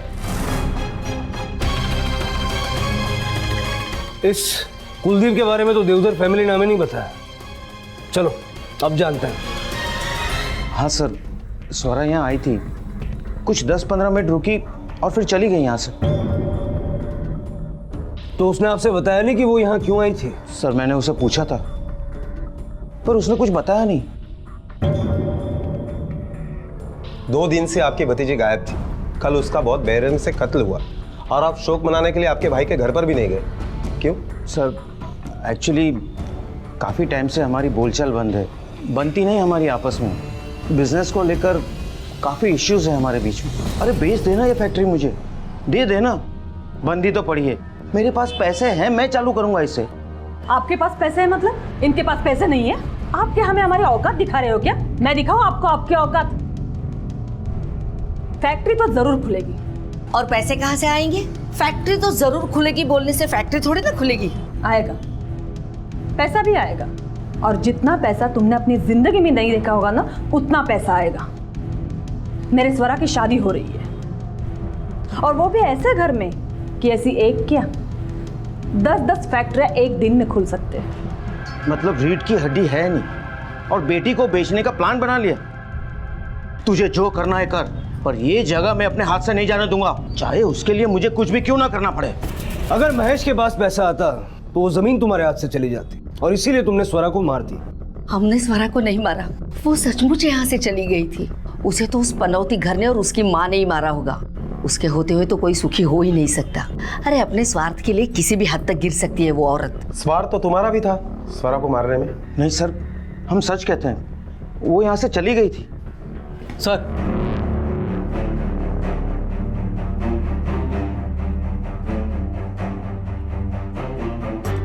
सर, बिल्डिंग के सीसीटीवी में स्वरा के घर में आने और जाने के दोनों की फुटेज मिल गए। जाते वक्त स्वरा ने स्कूटी स्टार्ट करने की कोशिश की, मगर उससे स्टार्ट नहीं हुई, इसके लिए स्कूटी को वहीं पे छोड़ के चली गई।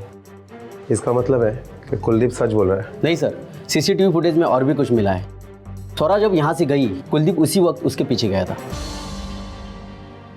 आपने 10 बार बताया कि स्वरा यहाँ पर आई थी और यहाँ से वापस भी चली गई, लेकिन एक बार भी ये नहीं बताया कि उसके जाने के बाद आपने उसका पीछा किया था।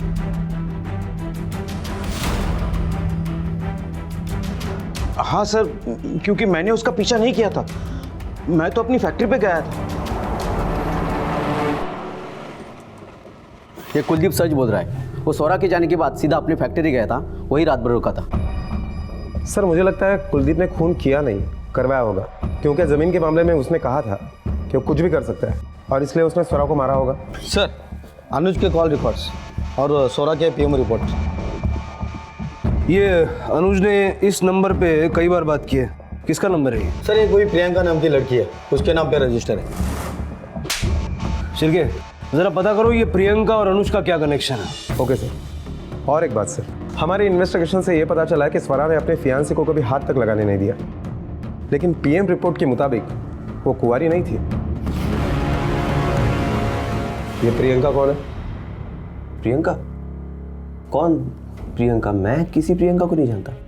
तुम्हारा रॉन्ग नंबर लगा, वो तुमने सेव कर लिया और दिन में 10 बार उसके ऊपर फोन कर डाले। चालाकी करने की कोई जरूरत नहीं, हमने तुम्हारी सारी इंफॉर्मेशन निकाली है, घर, ऑफिस, कंपनी, आस पड़ोस, दोस्त, रिश्तेदार, यहाँ तक कि तुम्हारे मोबाइल के रिकॉर्ड्स भी हमने निकलवाए। प्रियंका तुम्हारी एक्स गर्लफ्रेंड है, ये हमें पता है। सच बोल। सर, प्रियंका मेरी एक्स गर्लफ्रेंड है, लेकिन इस बात का स्वरा के गायब होने से कोई लेना देना नहीं। शादी पक्की हो जाने के बावजूद भी तुम्हारे एक्स गर्लफ्रेंड के साथ कांटेक्ट है, ये बात स्वरा को पता चल गई। उसने तुमसे जवाब मांगा और तुमने बदले में हाथ उठाया, मर्डर कर दिया उसका। सर, मैंने स्वरा से कभी छुपाया नहीं था कुछ, वो जानती थी सब, इसीलिए सवाल जवाब की कभी जरूरत ही नहीं पड़ी। सर, मैंने ना उसे गायब किया है ना उसे मारा है। मैं आपसे पहले भी कह चुका हूँ मेरी उससे क्या प्रॉब्लम थी। वो एक होने वाली बीवी का फर्ज निभा नहीं पा रही थी, इसलिए प्रियंका को मैंने एक ऑप्शन की तरह रखा था।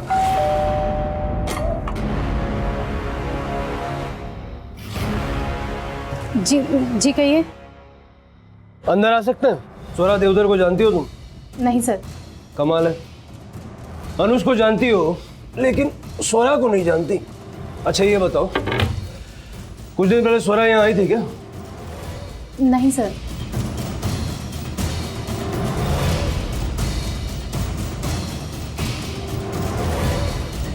ये खून के धब्बे यहाँ कैसे हैं? हाँ सर, वो यहाँ आई थी और उसके और मेरे बीच में बहुत झगड़ा भी हुआ था अनुज को लेकर। तेरी हिम्मत कैसी हुई आने की? हाँ, एक तो तेरी वजह से अनुज और मेरी जिंदगी बर्बाद होगी, तू यहाँ पर है। अब मेरी बात तो सुनिए, मुझे सच में शादी नहीं करनी है। तू यहाँ महान बनने है, मुझे बेवकूफ समझती है कि तेरी बातें सुन के मैं अनुज को छोड़ दूंगी। मैं कोई महान बनने नहीं आई। तू मेरी बात सुन, तू चाहे अनुज की बीवी बन जा, लेकिन अनुज सिर्फ ना मेरा रहेगा, समझी ना? एक लड़का जिसकी शादी तय होने वाली है, उससे रिलेशन रखने की कोई खास वजह? नहीं सर, वो स्वरा से नहीं मुझसे प्यार करता है। अगर वो मजबूर नहीं होता ना तो कभी शादी नहीं करता स्वरा से। तुम्हें यकीन है कि अनुज ने रेप नहीं किया? हाँ सर, रेप अनुज ने किया, मगर अपनी मर्जी से नहीं, किसी के कहने पर। सर मैं रेपिस्ट नहीं हूँ, मुझे गवर्नमेंट कॉन्ट्रैक्ट का लालच दिखाकर रेप करवाया गया था। किसने करवाया? कितना अच्छा हो अगर हमारी स्वरा के साथ तुम्हारी शादी हो जाए। हम तुम्हारे काम आ जाए और तुम हमारे काम आ जाओ। देखो ऐसा है ना कि मैं तुम्हें गवर्नमेंट कॉन्ट्रैक्ट दिला सकती हूँ और उसके बदले तुम मुझे अब मेरे बिजनेस के लिए पैसा दे सकते हो। हमारी स्वरा तो गाय है, गाय। जिंदगी भर तुम्हारी गुलामी करेगी बिना मुंह खोले। क्या स्वरा इस शादी को लेकर मानेगी? और मिस्टर महेश? त्यावर पण तोडगा आहे माझ्याकडे। ये लो। क्या है इसमें? आज तुम्हारे यहाँ जो वैलेंटाइंस डे की पार्टी है ना, मैं स्वरा को वहाँ पे भेज देती हूँ किसी ना किसी बहाने। ये उसे पिला देना, फिर जोर जबरदस्ती करके उसका रेप करना और महान बन के शादी का प्रपोजल लेके आना हमारे यहाँ। तो फिर महेश और स्वरा के पास हाँ बोलने के सिवा कोई चारा ही नहीं बचेगा। उसने जैसा कहा था मैंने किया। मैंने फायदा उठाने की, डबल क्रॉस करने की कोशिश की, पर कविता बहुत चालाक निकली, तो उसने मुझे इस रेप में फंसा दिया और शादी की।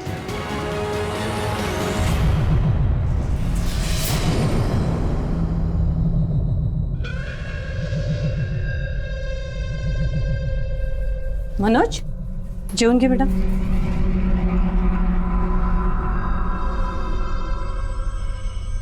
बेटा मैंने वो दुपट्टा धो के इस्त्री करके रखा है, जिसका है उसे दे देना, ठीक है? आई तुम क्यों हमेशा अपनी चलाती हो? कोणी सांगितलं होतं धुवून इस्त्री करायला? अरे पण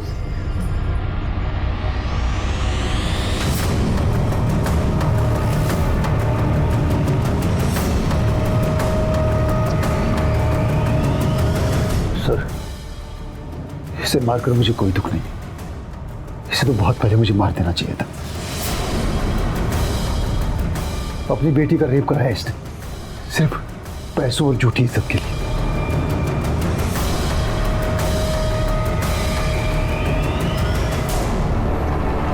ये क्या हो रहा है? एक में से दूसरा और दूसरे में से तीसरा केस शुरू हो जाता है। सर अनुज की दोनों बातें सच साबित हुई है। स्वरा के ऊपर रेप करने वाली बात भी, और जिस वक्त स्वरा का कत्ल हुआ उस वक्त वो ऑफिस में कॉन्फ्रेंस में था। फिर कौन हो सकता है? और स्वरा स्कूटी छोड़ के मर्डर वाली जगह पे पहुंची कैसे?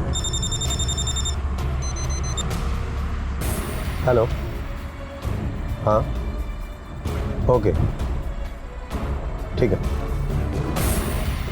सर स्वरा का कत्ल जहां पर हुआ उसके सामने वाले बैंक के सीसीटीवी फुटेज में स्वरा किसी कार से उतरते हुए दिखाई दे रही है, और सर गाड़ी का नंबर है MH02FR6343 और ये कार किसी मनोज बागवे के नाम से रजिस्टर्ड है। मनोज बागवे? हाँ सर, वो लड़की मेरे कार में बैठी थी, लेकिन मेरे उससे कोई पर्सनल जान पहचान नहीं थी। बहुत रात हो चुकी थी और वो लड़की अकेली सुनसान रास्ते पे खड़ी थी, इसीलिए मैंने उसे लिफ्ट ऑफर की। सर मुझे लगा कि वो लड़की बहुत देर से किसी व्हीकल के लिए खड़ी थी, इसीलिए इंसानियत के नाते मैंने उसे मदद की थी साहब। उसने बहुत पी रखी थी और वो बहुत दुखी थी, और उसी नशे में उसने मुझे पूरी दुख भरी कहानी सुनाई। क्या हुआ, आप रो क्यों रही है? कोई प्रॉब्लम? कुछ नहीं, बहुत सी प्रॉब्लम है। आई सिर्फ और सिर्फ अपने बारे में सोचती है। तुम्हें पता है, मेरी आई ने मेरा रेप करवाया, जबरदस्ती मेरी शादी करवाना चाहती है, सिर्फ और सिर्फ पैसों के लिए। और वो अनुज वो कहता है अगर मैं उसके साथ नहीं सोई तो वो ये शादी तोड़ देगा। और मैं बेवकूफ अपने लिए कुछ भी नहीं कर पा रही हूँ। सब मुझे एक चीज की तरह इस्तेमाल कर रहे हैं, नहीं अपनी इच्छाएं पूरी करने के लिए। कोई मेरे बारे में नहीं सोचता, इसलिए आज मैंने वो सारे काम किए जिससे मुझे खुशी मिलती। आज मैंने चिकन खाया, दारू पिया, सब किया जो मेरे घर में पाप है, पर कोई फायदा नहीं, कोई शांति नहीं मिली। इस जिंदगी बर्बाद करके रख दी है मेरी आई ने। सर उसके बाद मैंने उसे रिक्शा स्टैंड पे छोड़ दिया। वो बोली यहाँ से मैं चली जाऊंगी, और उसके बाद तो मैं सीधा अपने घर चला गया। उसका दुपट्टा मेरे गाड़ी में कैसे छूट गया मुझे नहीं पता सर। हाँ आई, हाँ कमी 5 मिनिटात पोहोचतोय घरीच। हाँ तो पेपर में लड़की की फोटो देखने के बाद हमारे पास क्यों नहीं आया? सर मैं बहुत डर गया था। ऑटो स्टैंड पर जाके पूछताछ करो, पता करो उस रात स्वरा को कौन सा ऑटो वाला ले गया। Okay sir.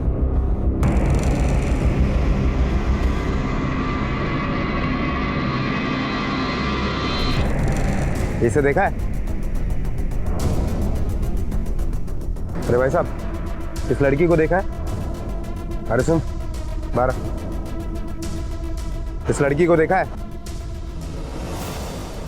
हाँ साहब, ये वो दिन आई थी, पर मैंने भाड़े के लिए ना बोला तो वो चली गई। जैसे वो चली गई उसके पीछे पीछे एक लाल कार भी गई। मतलब उस सीसीटीवी फुटेज में वो लाल कार भी होगी।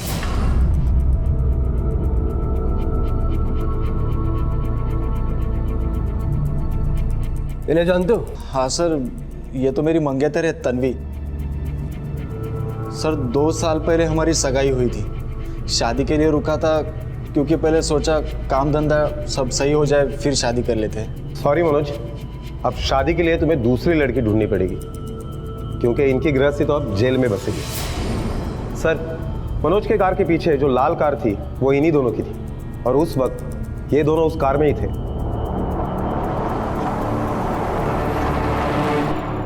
सर सगाई को 2 साल हो गए थे। मनोज अब भी शादी टाल रहा था। कभी सेटल हो जाऊं, मेंटली प्रिपेयर नहीं हूं। जब देखो तब 1000 बहाने होते थे उसके पास। मुझे शक होने लगा कि जरूर उसका बाहर कोई अफेयर चल रहा है। और फिर उस दिन हमने उसका पीछा किया।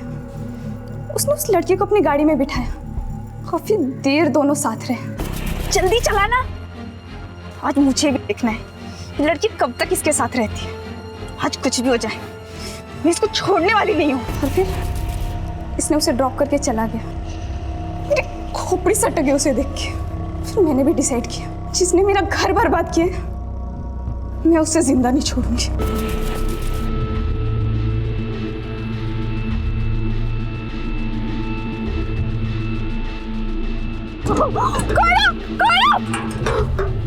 कौन है तुम लोग और मुझे क्यों मारना चाहते हो? कौन? तन्वी, शक एक बीमारी है, और उस बीमारी की वजह से तुमने एक मासूम लड़की की जान ले ली। मनोज का उसके साथ अफेयर तो क्या, वो उसका नाम तक नहीं जानता था। वो तो बस इंसानियत का फर्ज निभा रहा था, और तुम दरिंदगी का। खैर, अब तुम लोग अपनी सही जगह जा रहे हो।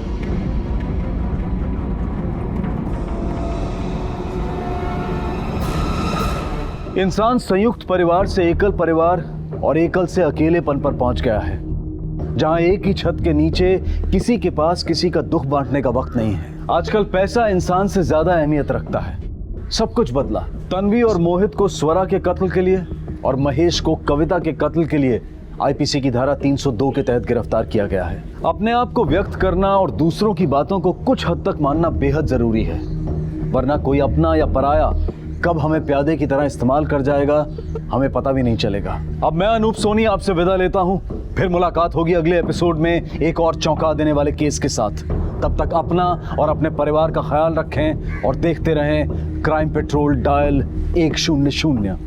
1:15 को सीख हम सबको।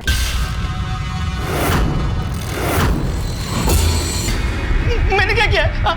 मुझे छोड़ दो। देखो देखो, मैं तुम्हारे हाथ जोड़ता हूँ, मुझे छोड़ दो। नहीं,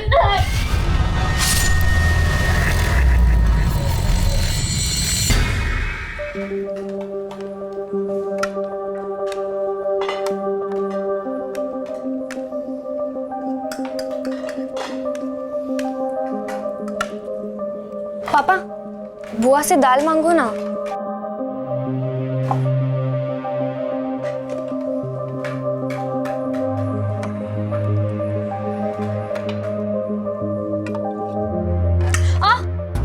अरे पागल हो गई है, अपने आप को ही जलाने पर तुली है। तो और क्या करूं? ऐसे तो आप लोग कुछ अपने आप से बात करने वाले हो नहीं, तो एटलीस्ट मैं तो ट्राई करूं।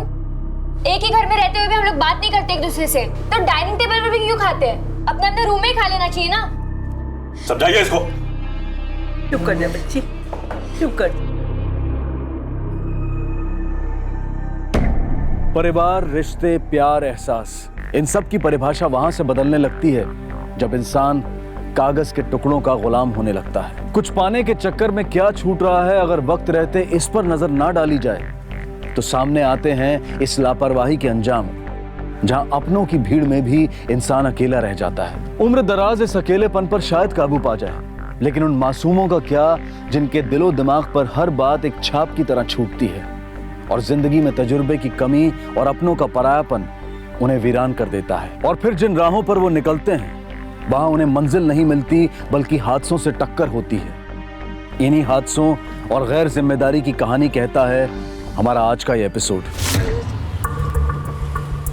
रुक रुक रुक।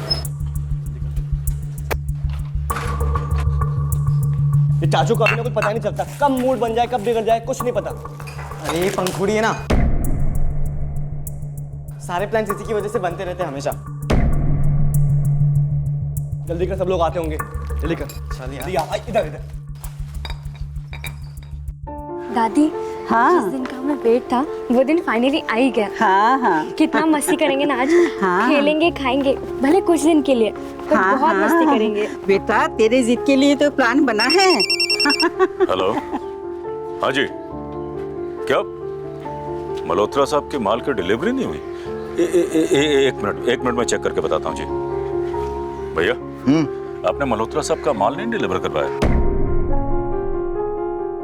ये बोल तो दिया था। अरे हाँ, वो शायद टेम्पो का प्रॉब्लम था। शायद टेम्पो का प्रॉब्लम था, से क्या मतलब है आपका? अरे कोई काम तो ढंग से कर सकते हैं आप। मुझसे ऊंची आवाज में बात मत करना। तुमने क्यों नहीं देखा? दिन भर घूमते रहते हो। घूमने तो आप जा रहे हैं सारा काम छोड़ के।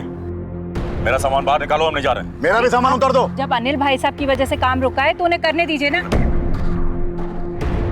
हम अपनी ट्रिप क्यों कैंसिल करें? क्यों? हिस्सा बटोरने के लिए तो बराबर खड़े हो जाते हो ना। थोड़ा बहुत काम कर लिया तो क्या हुआ? चुप रहो तुम सब, कोई कहीं नहीं जाएगा। चलो गाड़ी में बैठो। माँ, काम बहुत जरूरी है, हम लोग घूमने बाद में जाएंगे। समझने की कोशिश करो। चलो उठो। अरे घूमने से भी ज्यादा इंपॉर्टेंट काम है। ऐसी भी क्या कमाई जो किसी को खुशी ही ना दे सके। तू दुखी मत हो बेटा।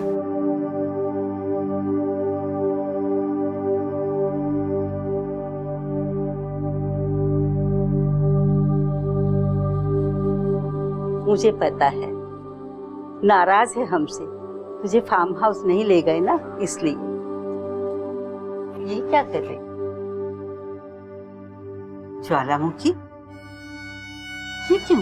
दादी, हाँ, इस घर में तो हर एक के अंदर एक ज्वालामुखी है जो कभी भी फट सकता है।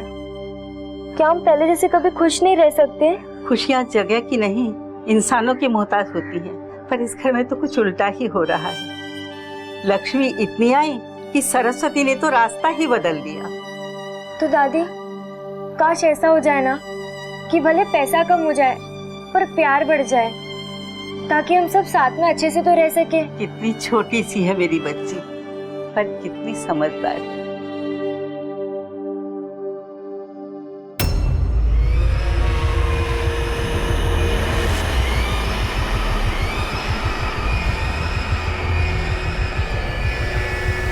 ये बच्चियां कौन थी और वो आदमी कौन था जो अपनी जान की भीख मांग रहा था? इन्हें क्यों बंदी बनाया गया था? दूसरी तरफ ये परिवार जिसका हर सदस्य एक दूसरे की तरफ पीठ किए अलग ही दिशा में आगे बढ़ रहा था, जिसकी लापरवाहियों और अनदेखियों ने एक मासूम बच्ची पंखुड़ी को सोच से बुजुर्ग बना दिया था, जो पैसे को लात मारकर गुर्बत की जिंदगी मांग रही थी सिर्फ इसलिए ताकि परिवार और उसकी खुशियां लौट आए, एक दूसरे के लिए वक्त लौट आए। इस परिवार के सिर्फ आदमी नहीं बल्कि औरतें भी दोनों हाथों से कमाना चाहती थी, जिसकी वजह से ये सब एक दूसरे की दुश्मन बनी हुई थी। पर आखिर ये सब चाहते क्या थे? इंसान सुख शांति के लिए दौलत कमाता है, लेकिन क्या सिर्फ दौलत से ही सुख शांति मिलती है?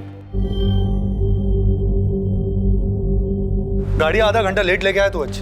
बॉस देखेंगे तो? सारे टेम्पो आ गए? हाँ सर, बस एक गाड़ी बची है, डिलीवरी हो गई, आने वाली है।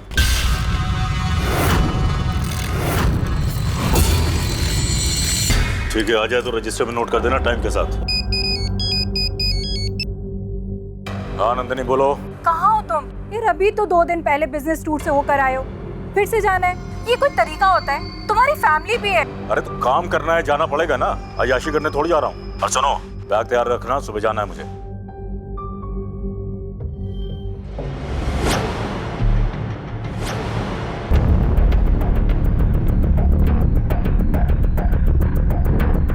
कब से खड़ी है गाड़ी? काफी टाइम पड़ा। गाड़ी के अंदर चेक करो, पेपर से क्या देखो? जी सर।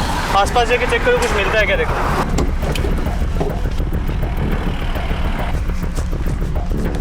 सर ये पेपर मिल गया। किसी शरद के नाम पे रजिस्टर्ड है, बांडुप का एड्रेस। रख लो इसे। सर उस तरफ एक फार्म हाउस है जो कुछ दिनों से बंद पड़ा है, और उसके कुछ ही दूरी पर एक इंडस्ट्रियल एरिया भी है, और टेम्पो के आसपास भी कुछ नहीं मिला है। कुछ नहीं मिला? टेम्पो वाला भी आसपास नहीं है। गाड़ी को कस्टडी में लो और फोरेंसिक टीम को फोन करो।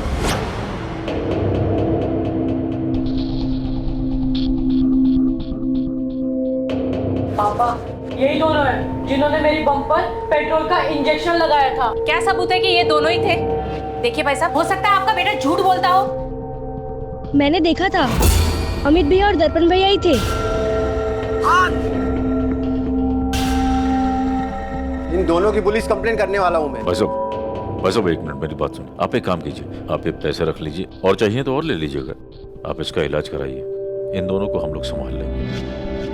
लोगों के मुंह में नोट ठूसकर कब तक अपनी गलतियों को छुपाता रहेगा? अरे छोड़ो ना माँ, बच्चे हैं, शरारत कर देते हैं। और वैसे भी इन फालतू बातों के लिए वक्त नहीं है मेरे पास। दोबारा ये सब नहीं होना चाहिए।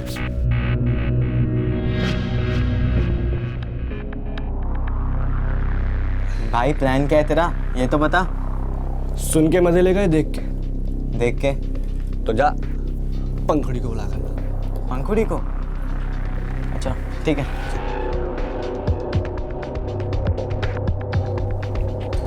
चल तुझे क्या पंखुड़ी, आना। तुम लोग मेरे साथ कोई प्रैंक तो नहीं कर रहे हो ना? अरे बाबा कोई प्रैंक नहीं कर रहे हम लोग, जल्दी आजा चल। अच्छा ठीक है।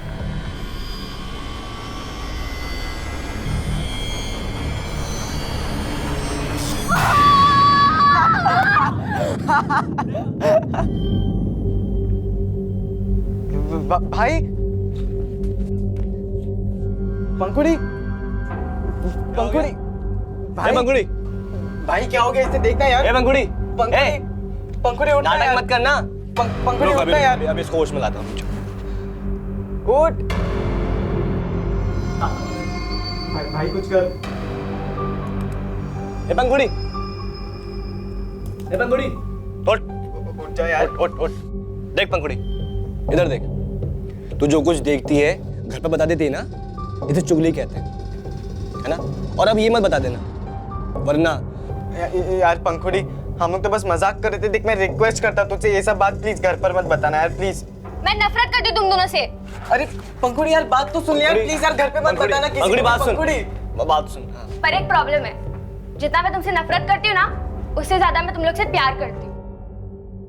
प्रैंक्स, शरारतें, मस्ती इस तरह की हरगिज नहीं होनी चाहिए कि किसी को तकलीफ पहुंचे, किसी को खतरा हो, किसी को ठेस पहुंचे। घर के बड़े और जिम्मेदार जब इस तरह की हरकतों को नजरअंदाज करते हैं और अपनी ही दुनिया में मगन रहते हैं, तो यह खतरा किसी भी वक्त भयानक रूप ले सकता है। और यही हो रहा था रस्तोगी परिवार में। पूरे दिन में सिर्फ 20 साड़ियां बिकी है, प्रॉफिट तो मिलेगा ही नहीं। लेकिन किसको क्या पड़ी है ना?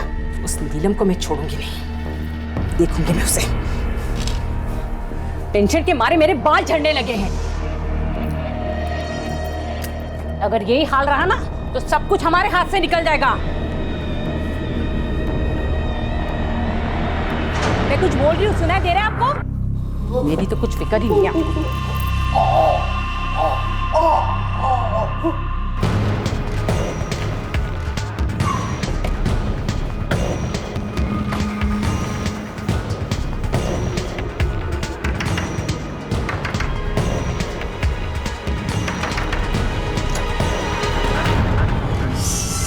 काय झालं? शरद येत होता. हो, पण 2-3 दिवसापासून तो घरी नाही आला. त्याचा फोन पण बंद येतो. साहेब, क्या हुआ? ये तो तब पता चलेगा जब वो हमें मिलेगा. काही अंदाज आहे का तो आता कुठे असेल?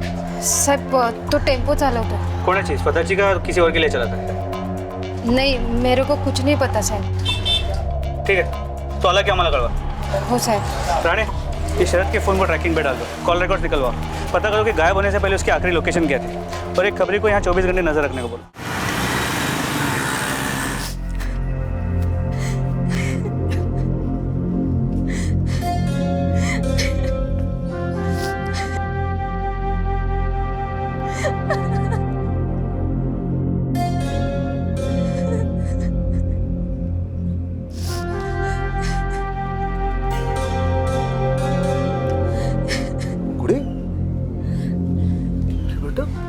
अरे क्यों रो रही हो? ताया जी, मम्मी ने मुझे बहुत चिल्लाया. क्या है? मम्मी, इस पे साइन.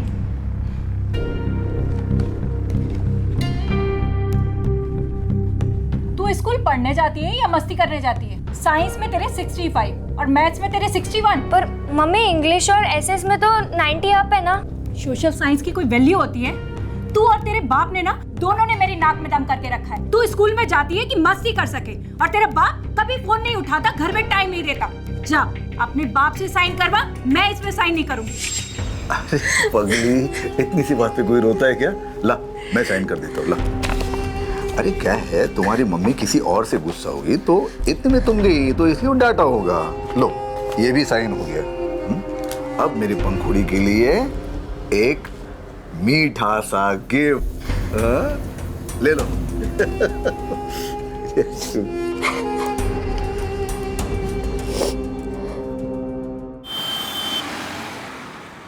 पंखुड़ी, पंखुड़ी, अरे कहाँ है पंखुड़ी?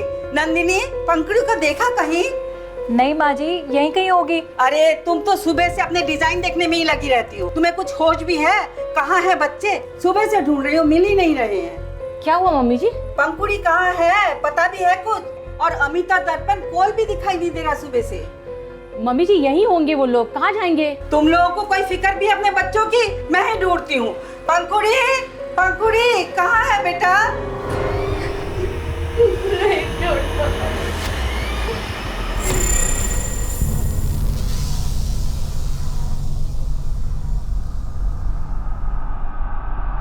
आराम से.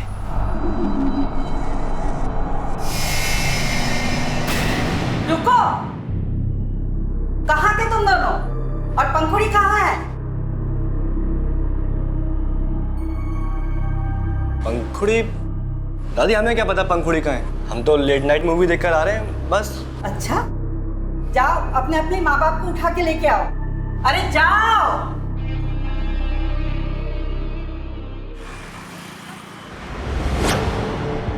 सर, मेरी पोती पंखुड़ी सुबह से गायब है.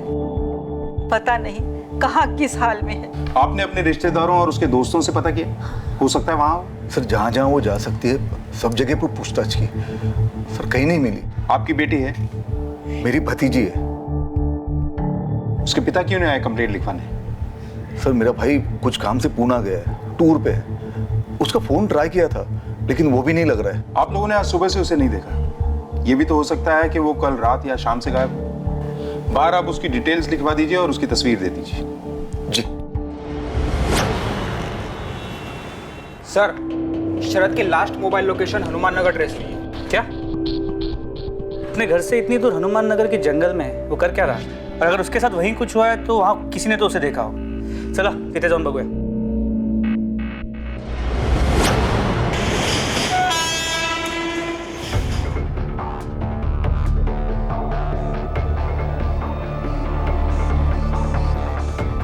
इसे देखा है? हाँ साहब, कुछ दिन पहले इधर आया था ये. उसके बाद इसको मैंने फार्म हाउस की तरफ जाते देखा. और वापस आते? वापस आते तो नहीं देखा साहब. किसका है फार्म हाउस? साहब, शक्ल से तो मैं नहीं जानता साहब, लेकिन साहब वो फार्म हाउस है ना, उसके आगे इन लोगों की फैक्ट्री भी है साहब. लेकिन साहब, ये फार्म हाउस पे ये लोग बहुत कम आता है साहब.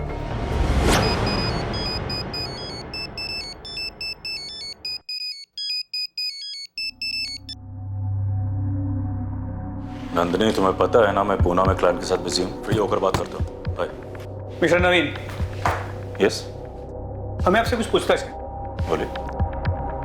इसे जानते हैं? नहीं। टेम्पो ड्राइवर है शरद, 5 दिन से गायब है और आखिरी बार इसे आपके फार्म हाउस जाते हुए देखा गया था। तो हम जानना चाहते हैं कि वहाँ करने क्या गया था। टेम्पो ड्राइवर्स को हायर करना, उनको काम असाइन करना, ये तमाम काम जो है मेरा सुपरवाइजर करता है। माधव, श्याम जी को अंदर भेजो। बैठिए। एक टेम्पो ड्राइवर आखिरी बार आपके फार्म हाउस जाते हुए देखा जाता है और फिर गायब हो जाता है और आपको पता तक नहीं। उसके टेम्पो में ब्लड के स्टेन्स भी मिलते हैं। देखिए, मैं फार्म हाउस जो हूँ कभी कभार ही जाता हूँ। सर शाम। ये शरद है, टेम्पो ड्राइवर। नहीं सर, ये हमारे इधर काम नहीं करता है और वैसे हमारा कोई ड्राइवर मिसिंग भी नहीं है। आप चाहे तो रिकॉर्ड चेक कर सकते। हमें आपका फार्म हाउस चेक करना। सॉरी, देखिए अदरवाइज मत लीजिएगा, लेकिन जितना कोऑपरेशन हो सकता था मैंने किया। एंड प्लीज एक चीज़ और है, बिना वारंट के प्लीज मेरा वक्त बर्बाद मत कीजिएगा। थोड़ा बिजी रहता हूँ प्लीज। सर इसे तो वारंट चाहिए। मुमकिन है इसका और शरद का पाप का कोई जॉइंट खाता हो। पहले वो पता लगा दें, फिर इसे कानून सिखाएंगे।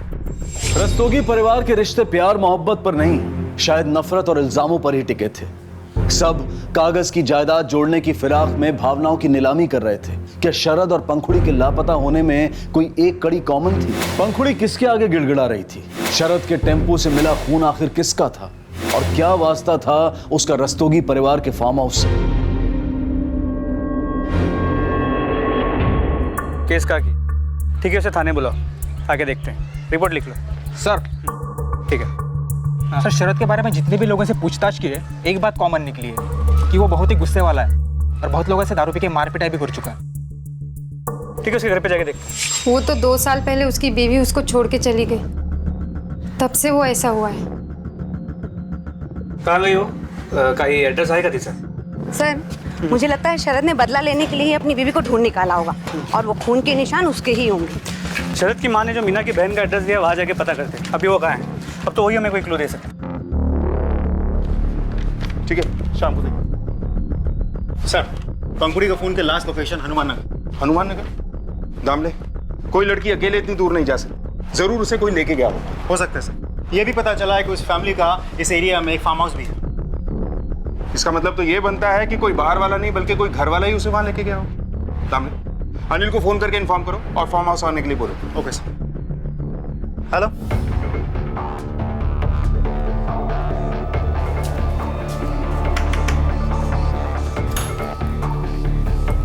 मीना। हाँ साहब। शरद एक हफ्ते से गायब है, आपके पास उसकी कोई खबर है? नहीं साहब, मेरे पास उसकी कोई खबर नहीं है और मुझे उसकी कोई खबर रखनी भी नहीं है। रोज का मचमच था, पैसे उसके पास रहते नहीं थे, लेनदार रोज दरवाजे पे आते थे और आए दिन रोज न रोज किसी से मारामारी करता था। यहाँ से भी कोई क्लू नहीं मिला। लगता है फार्म हाउस के आसपास ही कुछ मिलेगा जो अब तक हमारी नजरों से छूट रहा था। डालो।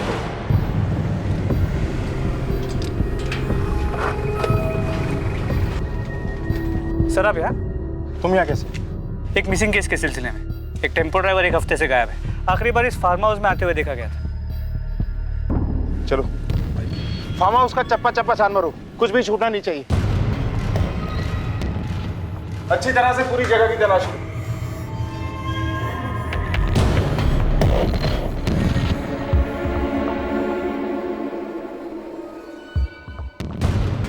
सर, बिल की कॉपी मिली। ये तो आसपास की किसी दुकान का लगता है, इसे एविडेंस पे जमा करो।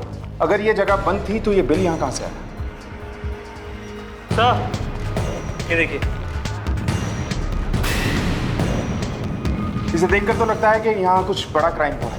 फॉरेंसिक टीम को बुलाओ और ब्लड के सैंपल्स को टेस्ट के लिए लो। सर, क्या ये पॉसिबल है कि ये खून शरद का हो? लेकिन सर, बिना चाबी के वो अंदर घुसा कैसे? और दोनों केसेस में कनेक्शन क्या हो सकता है? क्योंकि ये फैमिली तो शरद को जानती तक नहीं। सर, बाथरूम से लाइटर मिला है। इसे भी कस्टडी में जमा करो। सर, अगर ये जगह बंद थी तो ये लाइटर, ये बिल और ये खून, ये सब यहाँ कहाँ से आया? मिस्टर अनिल, जब तक हमारी इन्वेस्टिगेशन पूरी नहीं हो जाती, आपका ये फार्म हाउस हमारी निगरानी में रहेगा। जितनी शिद्दत से तुम मेरे पीछे लगी रहती हो ना, अगर इसका आधा एफर्ट भी तुमने पंखुड़ी के ऊपर लगाया होता तो आज वो हमारे साथ होती। मैंने उसे अकेले पाला है। बिजनेस टूर से कभी फुर्सत मिली है तुम्हें? नोट छापने की मशीन के अलावा अगर कभी अच्छे बाप भी बन गए होते ना, तो ऐसा कुछ नहीं हुआ होता। तुम तो बड़ी एफिशिएंट हो ना। तुमने पंखुड़ी के लिए क्या किया? क्या ध्यान दिया तुमने उस पर? तुम्हें होश में ला रही हूँ। सारी जिंदगी जायदाद कमाते रहे और तुम झगड़ा करती रही। कभी मेरी बच्ची पर ध्यान दिया? कभी उसके सर पर हाथ रखकर पूछा कि बच्ची तू कैसी है? शर्म करो तुम लोग, शर्म करो।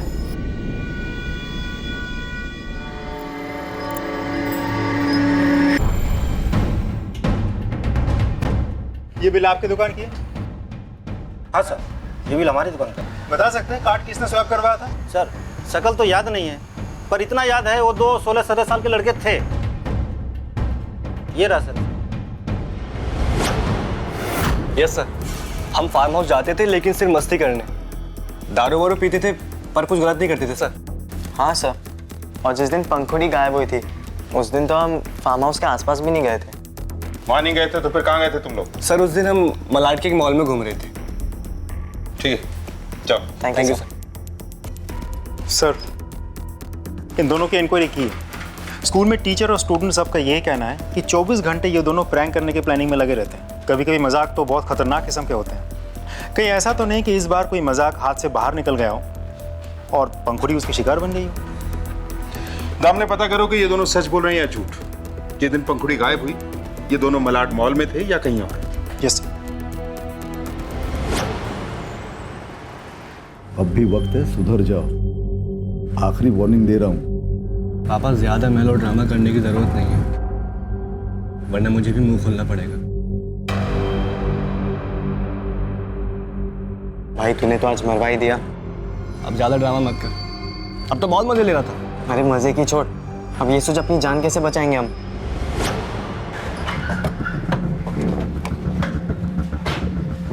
सर, दर्पण और अमित के कॉल डिटेल्स के मुताबिक वो हनुमान नगर में ही थे।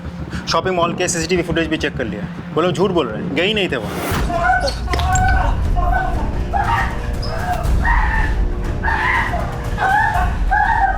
सुना है तुम लोगों को सैडिज्म बहुत पसंद है। आज तुम्हें वही बरसेगा। हमें लोगों की पसंद का बहुत ख्याल है। तो देख रहे हो ना तुम, ऐसे ही पूजा होगी तुम दोनों की। सामने शुरू हो जाओ। सब बताते सब। बोले सब उस दिन हम डर गए थे इसलिए कुछ बताया नहीं आपको। ड्रामा नहीं, सीधी कहानी सुनाओ। हाँ साहब, हम दोनों उसको फार्म हाउस ले गए थे। पंखुड़ी, क्या हुआ पंखुड़ी, ऐसे क्यों बैठी है? कुछ नहीं हुआ। फार्म हाउस चलेगी? Farm house? तुम लोग के साथ? हाँ। नहीं, मेरे को नहीं आना। अरे पंखुड़ी देख, इधर देख, ये बड़े लोग ना हमेशा अपने चलाते हैं, है ना? अब हम तुझे फार्म हाउस लेके चल रहे हैं, चल। पर तुम लोग मेरे साथ हर बार प्रैंक करते हो। अरे बाबा प्रैंक की कसम। हाँ प्रैंक की कसम। इस बार हम कोई प्रैंक नहीं करेंगे, पक्का। अरे तेरी कसम। अरे अच्छा ठीक है, चलते। चले? चल। पंखुड़ी घर वाले से बहुत नाराज थी क्योंकि उसको कोई फार्म हाउस नहीं ले जा रहा था। फार्म हाउस ले जाने के बाद यहाँ कितनी शांति है ना, पर घर वाले तो कुछ समझते ही नहीं है। पर हम यहाँ करेंगे क्या? हमें नहीं पता। हमें क्या पता? भैया, भैया बोलो। बहुत चोरी करती है ना, अब पता चलेगा। भैया प्लीज, भैया देखो मैं सबको बता दूंगी। भैया। फार्म हाउस में बंद करने के बाद अब हम दोनों घूमने चले गए थे और घूमे फिरे, खाए पिए, और हमने सोचा कि अब लौटकर उसको टॉर्चर करेंगे। लेकिन जब हम फार्म हाउस पहुंचे तो वहाँ पंखुड़ी हमने पंखुड़ी को बहुत ढूंढा पर कोई नहीं मिला। ये शरारत नहीं, वैसे ना हरकत है। अपनी बहन को टॉर्चर कर रहे थे तुम लोग।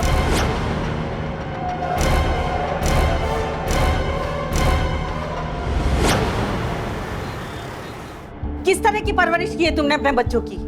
और तुम लोग किसी को दुख देके तुम्हें खुशी मिलती है, चाहे अपनी बहन ही क्यों ना हो। हाँ हाँ, ये सब नवीन की गलती है। अरे बच्चों को सही गलत समझाने के बजाय उनकी गलतियों को पैसे देके रफा दफा करता है। मेरी गलती?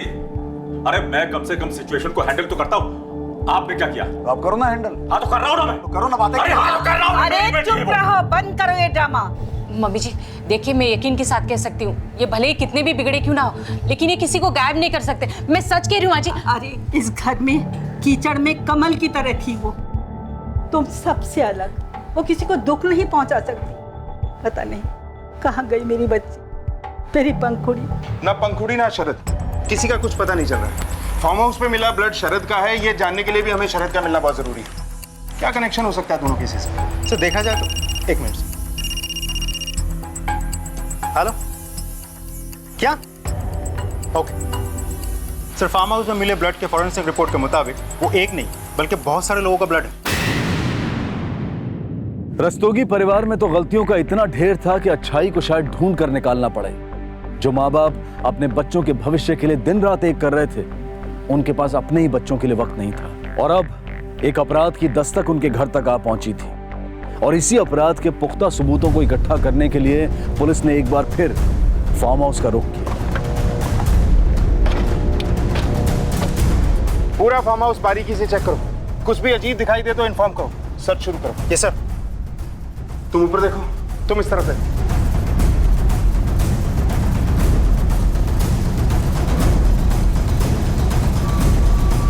सर यहाँ कुछ है, मिट्टी में खून लगा हुआ है। ये देखिए सर। खुदाई शुरू करो। Okay sir.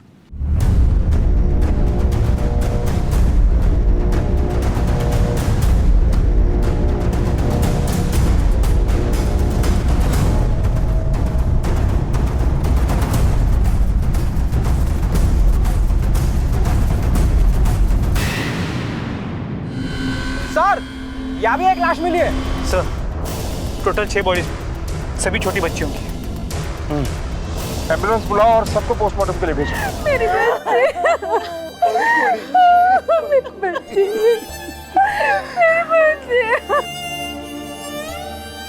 ये सब कुछ तुम लोगों की वजह से हुआ है। हमेशा पैसा कमाना, झगड़े करना, और तुम लोग हंसी मजाक में ही रहते थे।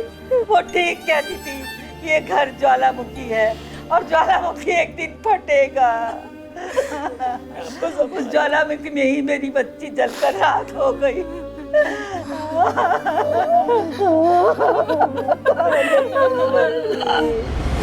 हनुमान नगर में 4 बच्चियों की मिसिंग कंप्लेंट है, जो काफी पुरानी है और अब तक सॉल्व नहीं हुई। हो सकता है कि ये 4 बच्चियां वही हों। अगर ये 4 बच्चियां वही हैं, मैं शहर के बाकी पुलिस स्टेशंस की मिसिंग कंप्लेंट चेक करता हूँ। और हर्ष, उस फार्म हाउस से मिले लाइटर को भी ट्रेस करो। जी सर। सर पोस्टमार्टम रिपोर्ट आ गई, लेकिन कुछ बॉडीज की हालत ऐसी है कि शनाख्त होना मुश्किल है। और रिपोर्ट के मुताबिक सभी बच्चियों के साथ रेप और मोलेस्टेशन हुआ है। ये केस एक मिसिंग कंप्लेंट से शुरू हुआ था और सीधे सीरियल चाइल्ड मोलेस्टेशन और मर्डर केस में बदल गया। सबसे रीसेंट बॉडी हमें पंखुड़ी की मिली थी ना? Yes sir. बॉडी से हमें मोलेस्टर का सीमेन सैंपल भी मिला होगा। उसे पंखुड़ी के दोनों भाइयों अमित और दर्पण से मैच करो। लेकिन सर अगर कोई घर वाला होगा तो पंखुड़ी को मारेगा क्यों? मामला बहुत गंभीर है, हम कोई चांस नहीं ले सकते। वैसे शरद का इस केस से क्या लेना है?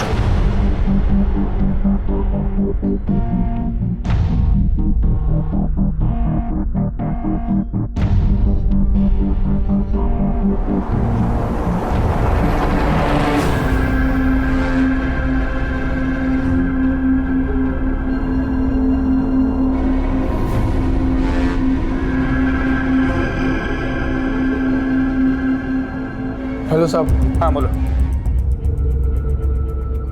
तुम 1 मिनट के लिए भी उससे नजर मत हटाना, हम अभी आते हैं। सर खबरी का फोन था, ये शरद उसके घर के आसपास देखा गया। क्यों नहीं आता?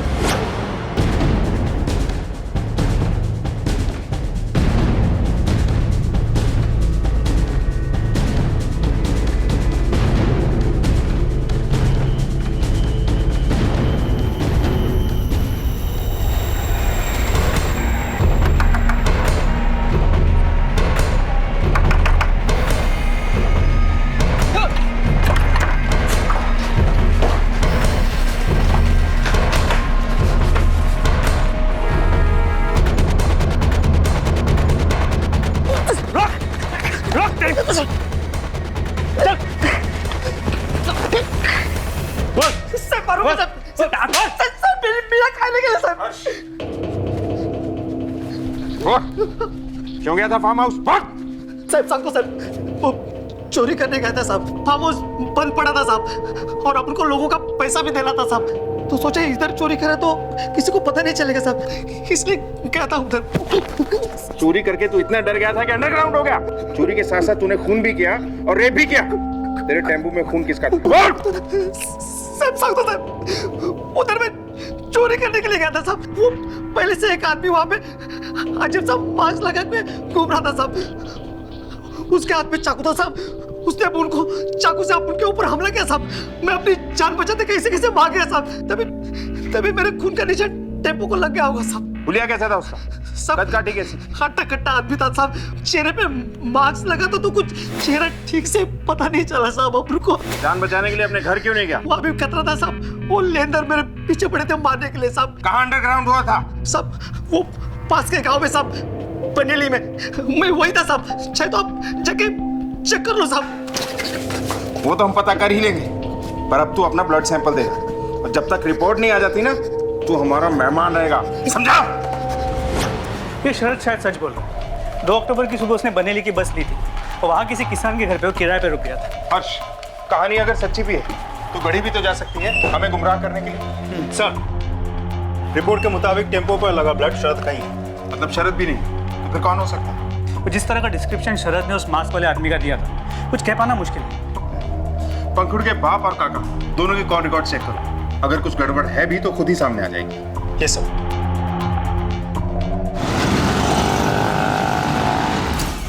सर, अनिल ने कहा था कि वो फार्म हाउस नहीं जाता है, लेकिन कॉल रिकॉर्ड्स के मुताबिक वो अक्सर वहां जाता है, वो भी अपने ऑफिस के बाद। सर, उस लाइटर का पता चल गया। उस पर बना बारकोड किसी वेबसाइट का है, ऑनलाइन शॉपिंग से मंगाया गया। ऑर्डर करने वाली कोई मधु नाम की औरत, लेकिन उसका डिलीवरी का एड्रेस अनिल के ऑफिस। चलो पता करते हैं कि लाइटर की शौकीन मैडम ये है कौन।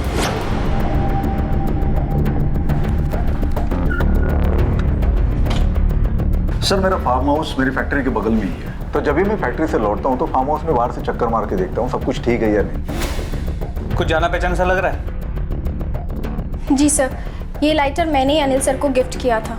क्यों? अफेयर है तुम दोनों के बीच? सर, हम लोगों का कोई अफेयर नहीं चल रहा है। आप मेरा प्रॉब्लम नहीं समझ पाओगे। फ्रस्ट्रेट हो चुका हूँ मैं इस शादी से। मेरी बीवी को बात करना नहीं आता, सिर्फ लड़ना आता है। घर जाने से भी डरता हूँ मैं। सर, यही वजह है मेरे और मधु की दोस्ती की। हम लोग एक दूसरे से मिलते थे, दुख सुख बांटते थे, प्रॉब्लम शेयर करते थे। और दुख बांटने के लिए तुम अक्सर उसके साथ फार्म हाउस पे जाया करते? हाँ सर, लेकिन सब वहाँ पे क्या चल रहा था उसका कोई अंदाजा नहीं था मुझे।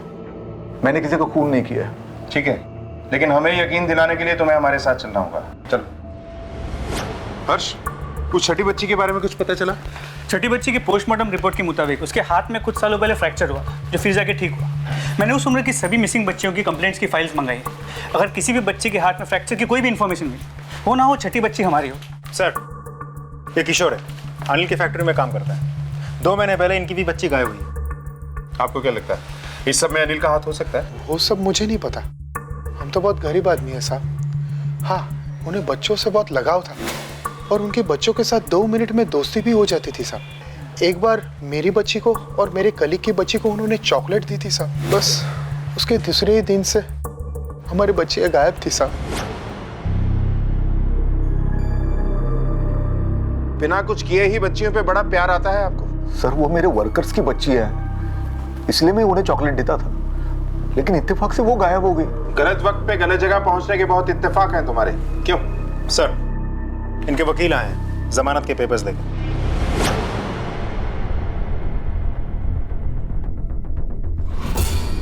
नवीन, नवीन नवीन करना बंद करो। नवीन छोड़ो, जान से मार दूंगा मैं। क्या करे तुम? छोड़ो मुझे, छोड़ो।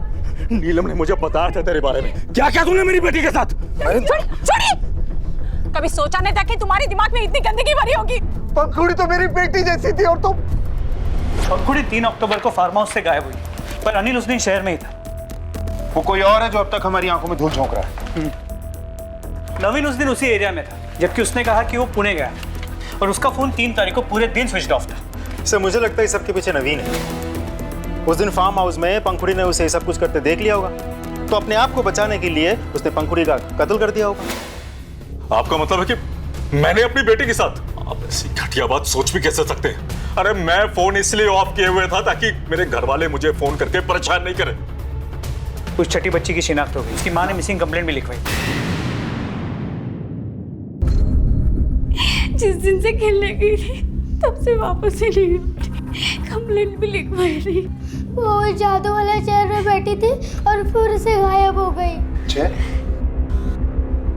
कौन सी चेयर बेटा? वो चेयर बाजू वाले अंकल के पास है। जी कहिए, क्या बात है? सुना है परी तुम्हारी किसी जादू वाली कुर्सी पे बैठी है और गायब हो गई। गायब हो गई। ऐसा तो कुछ नहीं है सर, वो इस चेयर पे कभी बैठी ही नहीं। हाँ, इसकी जब डिलीवरी हुई तो शायद उस वक्त बैठी होगी, तो पता नहीं। कहाँ से ऑर्डर की थी चेयर? Royal furniture. उसका एड्रेस? ये सर। हेलो, हाँ okay sir, DNA sample match हो गया, आपका शक सही से है। पहले कि हम तेरी खाल खींच दें, सच सच बता क्यों गया ये सब? सब पता था, सब पता था। अपना अपना कंट्रोल चाहता था सब, जो औरतों पर नहीं बच्चों पर हो सकता था, क्योंकि सब औरतें मक्कार होती है, धोखेबाज होती है, भाग जाती है, लेकिन बच्चे एक थप्पड़ में शांत हो जाते हैं। अंकल मैंने कुछ नहीं किया, मुझे छोड़ दो। अपने पागलपन के लिए इतनी सारी बच्चियों को अपनी आवाज का शिकार बनाया। इस सब के लिए वही फार्म हाउस क्यों चुना? क्योंकि वो खाली पड़ा था साहब फार्म हाउस। हाँ, अच्छी बड़ी जगह थी, लाशें गाड़ने के लिए कहीं बाहर नहीं जाना पड़ता था साहब। हाँ, टेम्पो पे तेरा खून कहाँ से आया? वो सब मैं नौपाड़े से उस तभी टेम्पो पे खून का निशान लग गया होगा साहब। तो टेम्पो छोड़ के क्यों भागा? मैंने सोचा टेम्पो सुबह लेके जाऊंगा, सुबह देखा तो वहाँ पे टेम्पो नहीं था साहब। पंखुड़ी तेरे हाथ कैसे लगी? वो पुलिस जब मेरे घर पे आई ना, तो मैं छुपने के लिए फार्म हाउस गया साहब। उधर वो पहले से ही बंद पड़ी थी साहब। मैंने तो साहब मौके का फायदा उठाया साहब। अंकल प्लीज मुझे बचा लीजिए अंकल।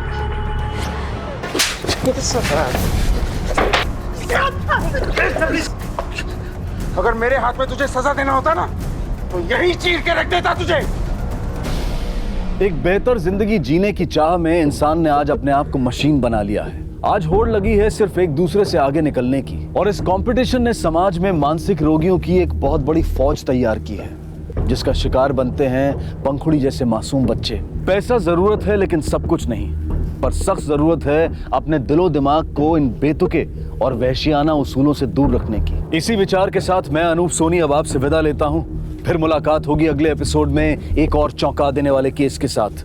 तब तक अपना और अपने परिवार का ख्याल रखें और देखते रहें क्राइम पेट्रोल डायल 100। सबक एक को सीख हम सबको। जय हिंद। क्राइम पेट्रोल के और भी दिलचस्प कहानी देखने के लिए हमारे चैनल को सब्सक्राइब करें और बेल आइकॉन दबाना न भूलें।